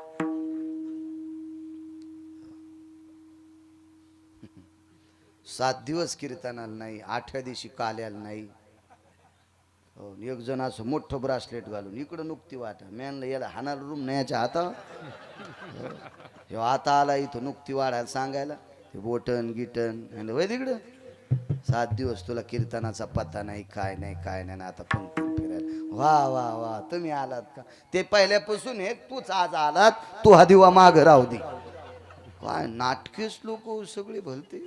विचित्र कारभार झाला. मला पान पान फुलवा पप्याची माय नीट बोल ना तुला, तुला पान फुलवा आला. आमच्या गोळ्या संपल्यात होय. हे पागल झाले लोक. योग असा आला. दर्भ विकणारा माणूस हरी का नाम पेटका धंदा न करे मूर्खांदा. मरेपर्यंत माणसानं काम करत राहायचं. आपण कर्मभूमीवर आलो. प्रपंचातल्या माणसानं मरेपर्यंत काम करायचं, शेवटच्या श्वासापर्यंत. भजनही करायचं आणि कामही करायचं, रिकामं बसायचंच नाही. दर्भ विकणारा माणूस श्रीमंत किती होता पा. डोंब्यानं 2 भार सोनं दिलंय. 2 भार. मसनवाटा सांभाळणारा माणूस. तर तिथला सात्विक माणूस दर्भ ऐकणारा किती अधिकारी असेल. तो पूजेचं साहित्य ऐकणारा माणूस होता. दर्भ म्हणजे पिंडाचं साहित्य. पाहिल्याबरोबर बघितलं बाजाराच्या कोपऱ्यावर उभी आहे माऊली. डोक्यावरची गवताची पेंडी खाली टेकली, प्रणाम केला. महाराज मी हरिश्चंद्र राजाची पत्नी आहे. वा माय तुमच्यावर ही वेळ. घडेला वृत्तांत सांगितला. आता 2.5 भार सोनं पाहिजे. शरीर कामासाठी देऊन टाकते. घरी गेला, पत्नीला सांगितलं, ज्या राजा हरिश्चंद्राच्या कुटुंबाने आपल्याला लेकरा इतकं प्रेम केलं, त्या कुटुंबावर वाईट वेळ आली ग. आपलं द्रव्य खर्च करून त्या माऊलीला आपल्या घरी आणू. दोघही पती पत्नी आले. एक भार सोनं देऊन टाकलं हरिओम बाबा. गवताची पेंडी पायाखाली पडली. अर्धा भार सोन्याची गरज आहे.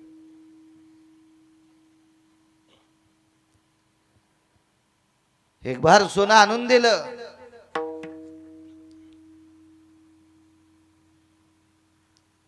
काय काम करावं लागेल? काही नाही करायचं. माय, तू दिलेल्या द्रव्याने आमचा संसार सुखाचा चालतो. आमच्या इथं सोन्याचा धूर निघतोय. माय, तुझ्यासारख्या पवित्र माऊलीला आम्ही काम लावून कुठं पाप फेडावा? एकच काम कर, आमचं देवघर सारवी जाय. देवघर सारवी जाय. राजाची पत्नी, हरिश्चंद्र राजाची. हरिश्चंद्र राजाने बाजूला तोंड केलं, भगवंताचं चिंतन करून डोळ्यातून अश्रू उपसाबुक्षी काढे. देवा, किती दयाळू आहेस रे. माझ्या पवित्र पत्नीला चांगल्याचं घर सापडलंय. देवघर सारवायचं काम सापडे. देवघरातली भांडी घासायचं काम, देवाचा पाण्याचा तांब्या असेल, पंचफळ असेल, देवाचं फुलपात्र असेल, नैवेद्याचं ताट असेल, हे घासायची कामं लागली. त्या व्यक्तीनं सांगितलं, आई साहेब, आमच्या कोणाचाही कपडा धुवायचा नाही, आमचं अंगण सारवायचं नाही. फार काही झालं तर तुळशी वृंदावनापाशी सडा टाकी जा. दुसरं आमचं काम करायचं नाही. ठीक आहे म्हणजे.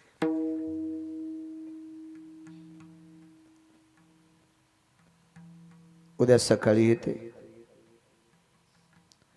दुसऱ्या दिवशी सकाळी डोंबा हरिश्चंद्र राजाला नेण्यासाठी आला.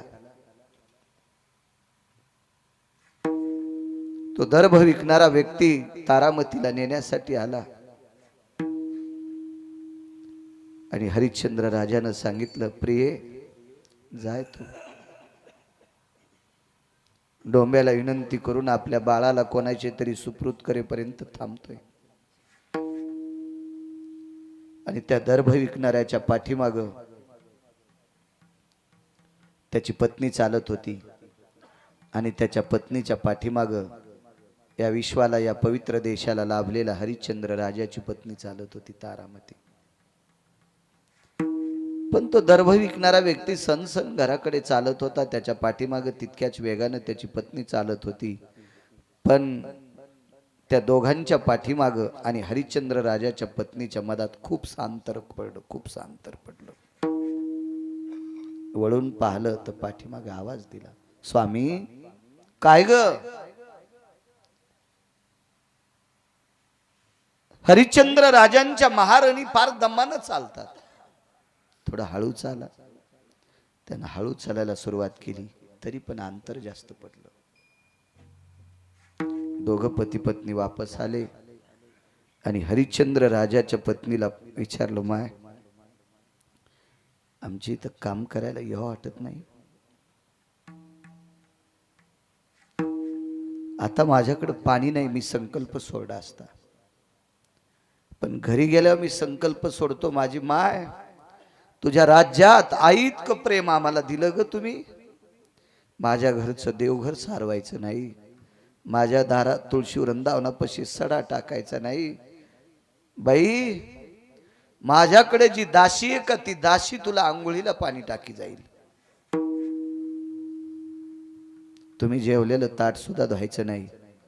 माझ्या पोटच्या लेकी इतकं तुम्हाला सांभाळतो, पण प्रसन्नपणानं माझ्या घरी चाल. तरी पण पावलं उचलत नव्हते.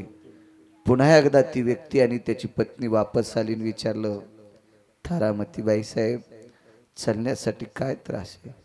काही नाही म्हणे. हो, त्रास एकच आहे,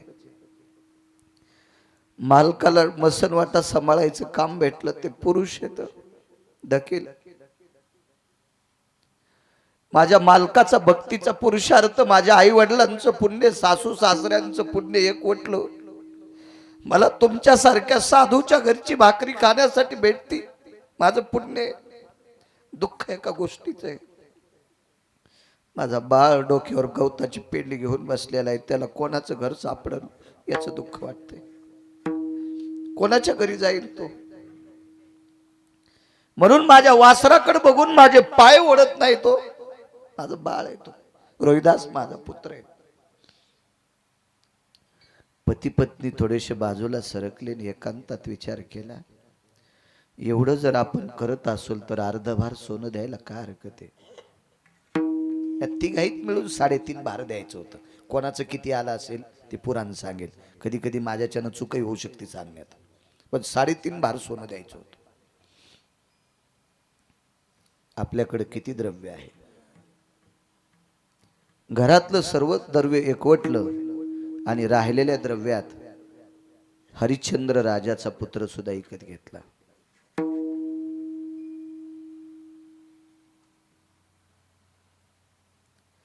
डोक्याला हात लावून डोंब्याची वाट बघत बसलेला,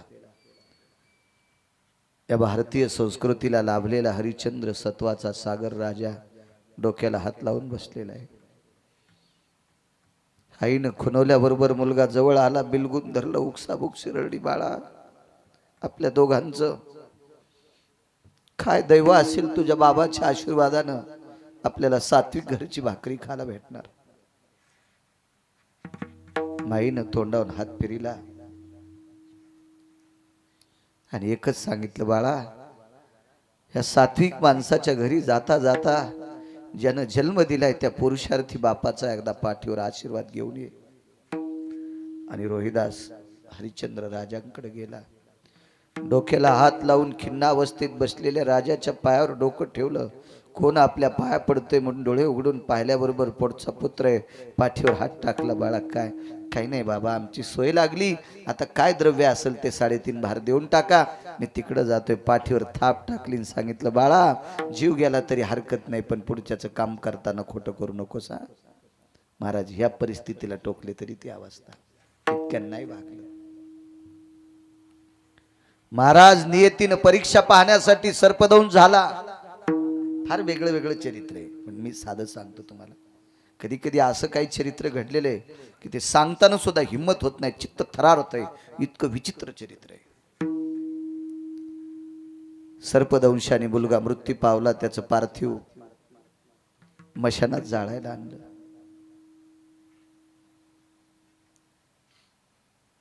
कोण आपण? मी तारामती. कोणाच्या बाळाचं प्रेत आहे? आपल्या रोहिदासाचं आहे. त्या मशानभूमीत जितकी आप्तविष्ट नातेवाईक आपल्या घरच्या लोकांना पेटवायला आल्यावर रडले असतील का, त्याच्या 1000 पटीनं हरिश्चंद्र राजा आणि तारामती रडत होते. काय करायचं ग, याचा अंत्यविधी करायचा आहे. हरिश्चंद्र राजानं सांगितलं, भारतीय संस्कृतीनुसार, वेदशास्त्र पुराण प्रणालीनुसार पार्थिवाला कफन घातल्याशिवाय अंत्यविधी करता येत नाही. शेवटचा पोशाख, त्याला आपण कफन म्हणतो हिंदी भाषेत, आणि आपल्या भाषेत प्रेतवस्त्र म्हणतो. त्याला रंग नसला पाहिजे. प्रेतावर टाकायचं वस्त्र असतं ते धोत्रच असतं, पण आपल्या धोत्राला काठ असतो, त्याला काठ नसतो. प्रकाश बुवा, वस्त्र पाहिजे. चिमुरडे कशा का रंगाचं आसन वस्त्र असं अंगावर एकच पातळ होतं. हरिश्चंद्र राजा डोंब्याच्या घरी मशान सांभाळत असताना फक्त कमरेला पंचा होता, उपरण सुद्धा नव्हतं. जाऊ दे ग, ह्या डोंब्याच्या हातापाया पडून एखादा 5-10 दिवस आगू पुन्हा काम करील, पण अनामत न घेता याचा अंत्यविधी मी करतो ग. पण याला वस्त्र आहे का? तेवढ्या अवकाशात एक भिल्ल स्त्री, तिच्या कुटुंबातली 10-5 लोक, तिची सुनबाई, 1-2 सुना, ती स्वतः डोक्यावर लाकडं घेऊन डोंब्याकडे विकायला आलते. पण रानावनात काट्याकुट्यात काम करणाऱ्या त्या स्त्रीला गुडघ्याच्या वरी वस्त्र होतं. गुडघ्याच्या वरी वस्त्र होतं, गुडघ्याच्या वरी. महाराज हरिश्चंद्र राजाच्या पत्नीनं तो त्यांच्या जीवनातला व्यवहार पाहला. ते सरपण विकत घेतलं, ते निघून गेले आणि निघून गेल्याच्या नंतर तारामतीनं आपल्या पतीला सांगितलं, स्वामी मी राजकन्या आहे आणि एका राजाची पत्नी आहे. मोठ्या कुळातली, मोठ्या व्यवहारातली, याच्याकरता रीत नाही वाटली. रानावनात काट्या कुट्यात काम करणाऱ्या भिल्ल स्त्रीला गुडघ्यापासून वरी वस्त्र आहे, बाकी सगळं अंग झाकलेले, गुडघ्यापासून खाली पाय उघडे येतात. मी एक केलं तर नाही जमणार. माझ्या अंगावरच्या पातळातलं, नेसत्या पदरातलं 2 हात पातळ फाडून काढते. फक्त परिणाम इतका होईल, पाय घोळ नेसत्यापासून गुडघ्यापासून वरी पातळ नेसते, सर्व अंग झाकून घेते आणि माझ्या पातळातलं, नेसत्या पदरातलं, पांघरत्या नाही कारण कपाळावर कुंकू जिवंत होतं, नेसत्या पदरातलं 2 हात कपडा काढून आपल्या बाळाला त्याचं कफन करू. राजो काय प्रसंग असेल, ज्यानं स्वतःचा राजपट दान करावा आणि पुढची वरची दक्षिणा देण्यासाठी स्वतःचं जीवन विकावा, ज्याच्या बायकोला पूर्ण वस्त्र घालायला भेटत नाहीत, पण एका तिळा इतकी सुद्धा धर्माच्या बाह्यकृतीतली चूक केली नाही. तुकोबाराय म्हणतात, आम्ही त्या कुळातली माणसं आहेत. आम्ही या पवित्र देशातल्या राजा महाराजांनी, साधूंनी, योग्यांनी, सत्पुरुषांनी केलेल्या अनुकरणातली माणसं आहेत. वडिलाची रीत जाणत असो, न लगे मुक्ती आणि संपदा. नकोय म्हणले देवा, नकोय. किती मोठी माणसं. अंगदानं लंकेचा त्याग करावा, वडिलाची रीत जाणत असो. किती मोठी पुरुषार्थी लोक मागची होती. ही मागणी या संतांची मोठ्या श्रद्धेनं चालत असलेला हा महाशिवरात्रीचा पर्वणीचा पर्व काळ भगवान बोरेश्वराच्या कृपेने गेल्या वर्षी प्रसादाची सेवा आणि आजचं कीर्तन माझ्याकडे आदरणीय हरिओम बाबांच्या अध्यक्षतेत मला मिळते. भगवान बोरेश्वराच्या सानिध्यात माझ्या अल्पशा मतीनं, अल्पशा वाणीनं बडबड करण्याचा योग मला मिळते, ते माझं परम भाग्य. काय पुरुषार्थ आहे महाराज ह्या शिवरात्रीतल्या उपवासाचा, पारण्याचा काय पुरुषार्थ आहे. एक मुद्दा मांडतो तुमच्या पुढे. या विश्वनाथाची केलेली साधना किती टोकाची असते. भगवान मर्यादा पुरुषोत्तम रामचंद्रांना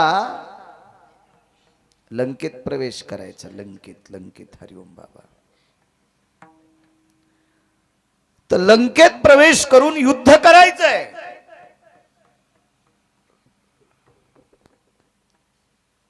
आणि या युद्धामध्ये आपल्या हाताला यश प्रदान व्हावा याच्याकरता मर्यादा पुरुषोत्तम रामचंद्रांना भगवान रामेश्वराची स्थापना करण्याचा विच्छा झाला, भाव झाला. साहेब, रामेश्वराची स्थापना, भगवान शिवाची स्थापना. तर रामायणामध्ये अत्यंत प्रचंड वयस्क जर कोण व्यक्ती असेल तर जामवंतजी होते.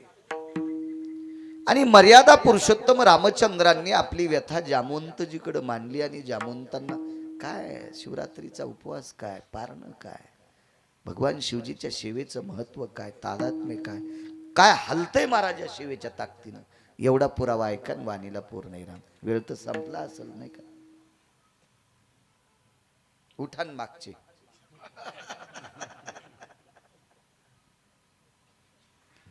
एक वर्ष आठवतं का हरिओम बाबा तुम्हाला? चालू कीर्तनात पाऊस आला आणि पाऊस उघाडा. सगळी लोक निघायच्या टायमाला मी म्हणलं मी आता प्रवचन करतो. माणसं तसेच बसले, बुट खाली घेऊ. मंडपात पाणी वगळलं होतं, बुट घेतले बसायला खाली, कोणी चप्पल घेतल्या, बसली होती माणसं. महाराज इतकी निष्ठा आहे बोरेश्वरावर तुमची. मी 10-5 मिनिटं जर बोललो तर काय मग मीटर जाळणार आहे का? त्या मालकाची सेवा आहे, त्या मालकाची.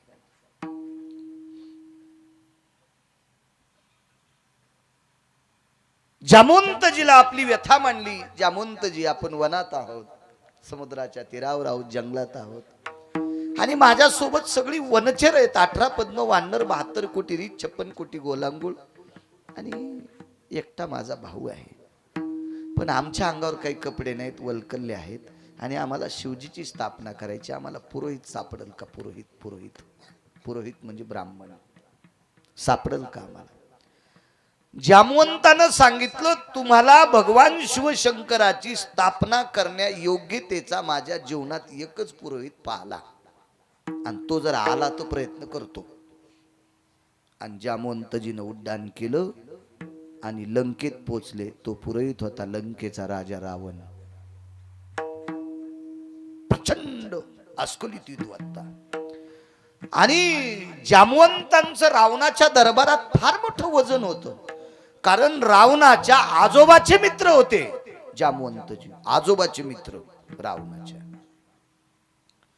आल्याबरोबर या या या या जामवंतजी आईये, तर सगळे हे राक्षस टपकारले. म्हणले हे प्रभू रामचंद्राच्या पक्षातले ना, आपला राजा तर इतका चोंबाळायलाय. राजकारणात काय नसतं, संध्याकाळी कोणी कोणाला चोंबाळीत. हे फक्त स्टेजवर शिव्या देतात एकूण एकाला, बाकी अंधारात एकूण एकाचे धाब्यावर बिल पण देते. हे फक्त येड्यावानी तुम्ही करतात. याची ओळही उकर, त्याच्या बांधकोर, हे तुम्ही येड्यावानी करतात. हे माणसं तिळा इतकं पण येड्यावानी करीत नाही. याचा खरंच आदर्शवाद घेतला पाहिजे राजकारणी लोकांचा. कोण्या पक्षाचा मरू मातीला हजरच. आणि तुम्ही इतके पागल, सख्या भावाचं नाव पत्रिकावरून वगळून टाकलं. हो, कोपऱ्यातली सवाशीन ठुली पण भावजई ठुली नाही. हो, थिगळी ठुली थिगळी. भेंडोळ्याचं पीठ बलिलं पण गव्हाचं पीठ फेकून दिलं. पहा पहा काय माणसं चालू येत आणि पुन्हा मोक्षाचा विचार करते. मोक्ष भेटतोय तू या थोथरात रूम ठोकून ये, मी इकून काढीन. तुला भेटत असतो का सोंबळ्या मोक्ष कुठला? नाटक करायला. राक्षस म्हणले अगं हो का जामवंत तिकडचे, हे बसारे म्हणे माझ्या आजोबाचे मित्र आहे. आई बोले आई पधारे. काय स्वागत केलं जामवंत. काय काय? एकच काम आहे, भगवान शिवजीची स्थापना करायची.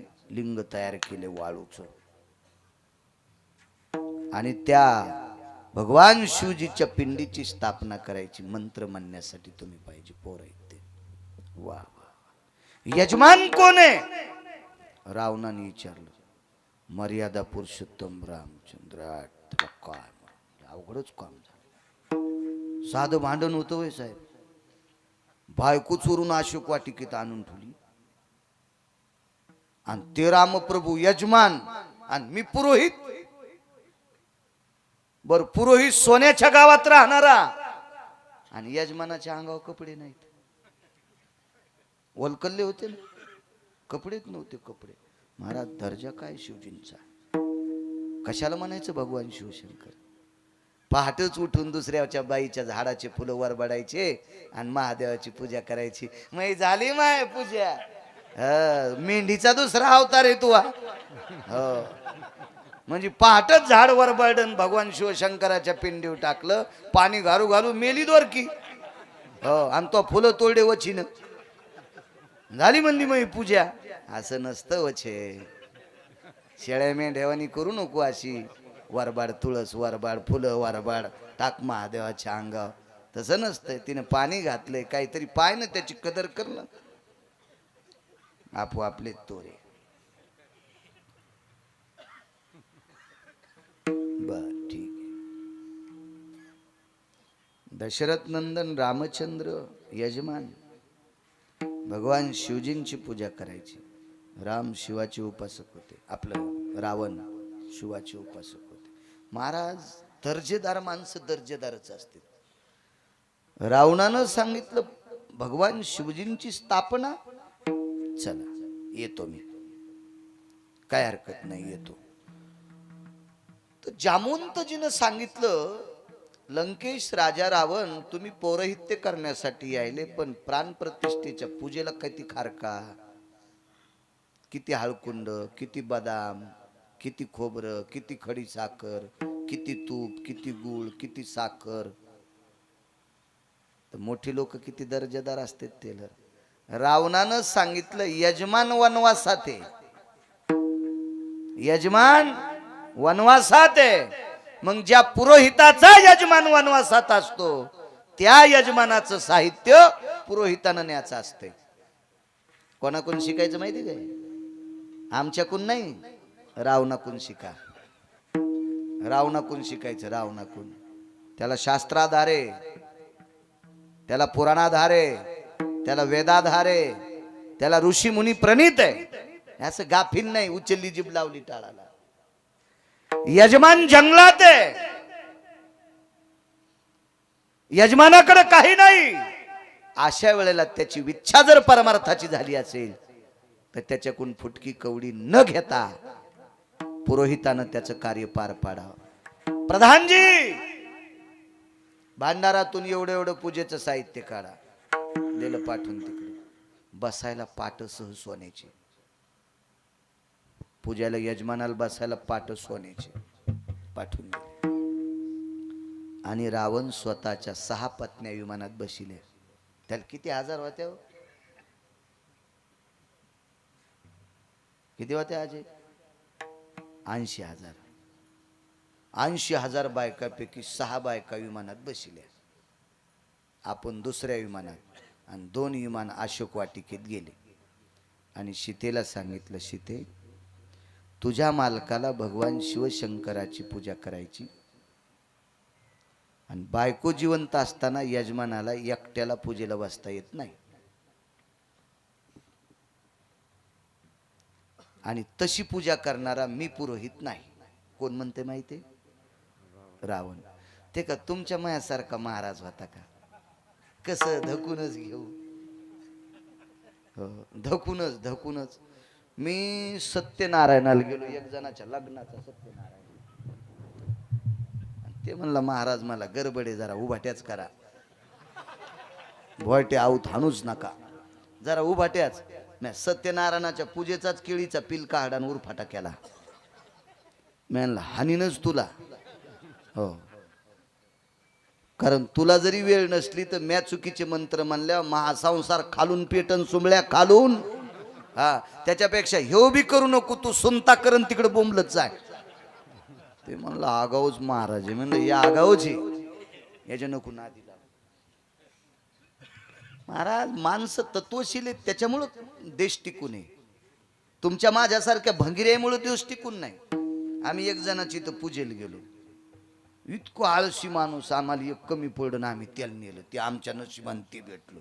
इतकं आळशी की झोपू झोपू गादी कनारत होती. हो, गादी एके दिवशी उसनू लागली. म्हणलं माणसं सगळे उठले आणि उसनायलं कोण? तर गादी म्हणली मीच कन्हायले. मला कुठंतरी उन्हाला टाका तर मी सुधरण. हो, हे माया अंगावर झोपू झोपू अशी चोपून टाकली गादी. मला झटकून वारवशिन्या रे. गादी म्हणली मला नाही तर मरते मी. पहा किती आळशी. आणि ते आमच्या संग पूजेला. पूजा आटपली सगळी. मग शेवटीचा आरतीचा टाइम. आणि ते यजमान बी असं भेटलं आम्हाला खैस. ते म्हणलं आपल्या बोरचं बी पूजन करा.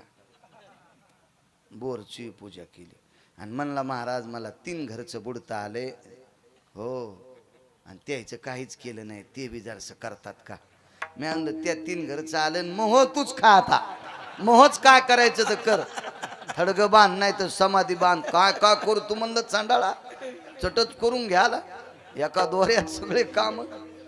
ते म्हणलं जरा रगील दिसायला बसलं गपचिप. लय चोपल्या होतं, कोणी ढुसणे हाणत ना. मग ते तिकडे बोरची पूजा करूस तर इकडे यायची आरती सुरू झाली. आणि ते होतं त्याची बायको म्हणली बाई ते महाराज काय महाराज येतं आणि कायच आरती करताना नाचले. नेमकंच गावाचं खळ झालं. त्याला एक गावाचा कट्टा देऊन टाकला त्याला. आणि त्याच्या झोपल्यानं गादी कनारली होती. त्याला कट्टा द्याला. मग मी नंतर विचारलं, म्हणलं यजमानी गव्हाचा कट्टा कसं? तुम्हाला माहित नाही महाराज, आमच्या बायकोला त्याच्या आरतीतलं नाचणं आवडलं. मी म्हणलं त्याला इचू दिसल्यावर पटकन पावलं उचलीत नाही, मग आरतीत नाचलाच कसा. मनातली मनात म्हणलं कस काय नाचला आरतीत, इतका कसा तापड. तर मी म्हणलं यायला कोणालाच विचारून त्याला बाजूला घेतलं आणि म्हणलं नाचला कस काय. ते म्हणला काय झालं, गुळाचा दुरण होता, गुळाचा दुरण खाला ठुलता मंत्र म्हणताना, आणि मी त्या दुरणावच बसलो. गंजा दुरणातले गुळाचे खडे ऋतू लागले, पण मी तसेच दाबले, तसेच रगडे, तसेच तसेच. हो, मी काही पण उल्हासानं गुळ काढून फेकून द्याला नाही, तसाच रगडा. आणि मग ते गुळ पार कष्ट्याला चिटकाला. आता गुळ कष्ट्याला चिटकिल्यावर मुंग्याला मूळ द्यायचं काम आहे का. साऱ्या मुंग्या गुळाच्या खड्याकडे आल्या. मुंग्यानं बऱ्यापैकी गुळ खाल्ला आणि गुळ संपल्यावर कष्ट्यातून मुंग्या मला चावू लागल्या. आणि नेमकी आरती मायाजवळ दिली, एका हातात आरती आणि एका हातात घंटी. मग काय करू, हा सुख करता दुःख हरता वारता.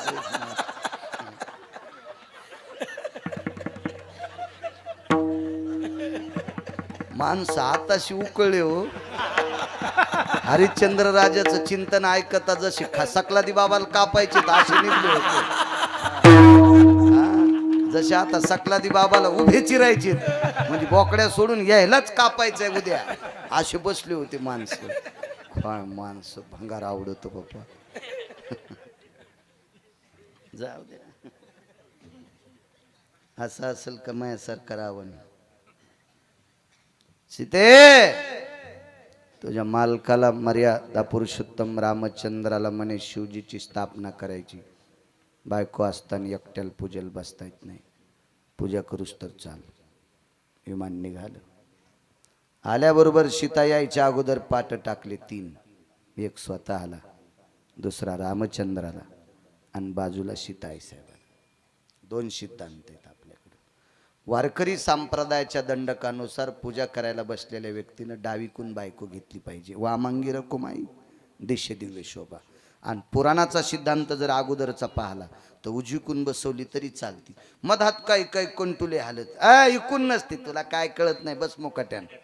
हो, काल परवा परमार्थात आला, चावणं गेल्यावर माळ घातलीस तो, आणि तू दुसऱ्याच्या नाकात काड्या घालतोय. हो ना, काही दात पडले आमच्याकडे आले आणि ते म्हणतात महाराज असं नसतं. मुगाड्या बस तुंबळ्या, तुला काय कळतं डोंबलं आम्हाला शिकवायला. जवळून गेला तर ढवळ्या कोंबड्यासारखा वास आला नाही. आम्हाला म्हणतो पहिल्यासारखे महाराज राहिलेत नाही, काय शेपटी आल्यात का आम्हाला आता, पहिल्यासारखे नाही राहिले. काय कोणाला शिकवावं काही मिळच नाही हो.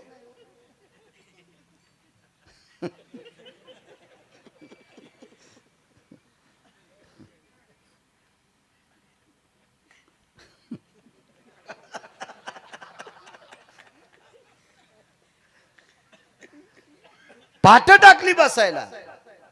महाराज मर्यादा पुरुषोत्तम रामचंद्राला एक आश्चर्य वाटलं. रावणानं स्वतःला बसायला पाठ सोन्याच्या फिरक्याचा घेतलाय, मला बसायला फिरक्याचा टाकलाय, पण माझ्या बाजूला कोणाला टाकला असं. आता कोण बसणारी बाजूला? लक्ष्मण बसत असतील का? शंका आहे रामप्रभूला. आता प्रभू रामचंद्राला कंगन बांधलं. कंगन म्हणजे दोरा. यजमान असतो मंत्र नाही म्हणत, आता वेळ जास्त झालाय. आणि ते मंत्र मी 27 वर्षापूर्वी म्हणत होतो. डाटा आहेत मेमरी कार्डात. हो, 400 GB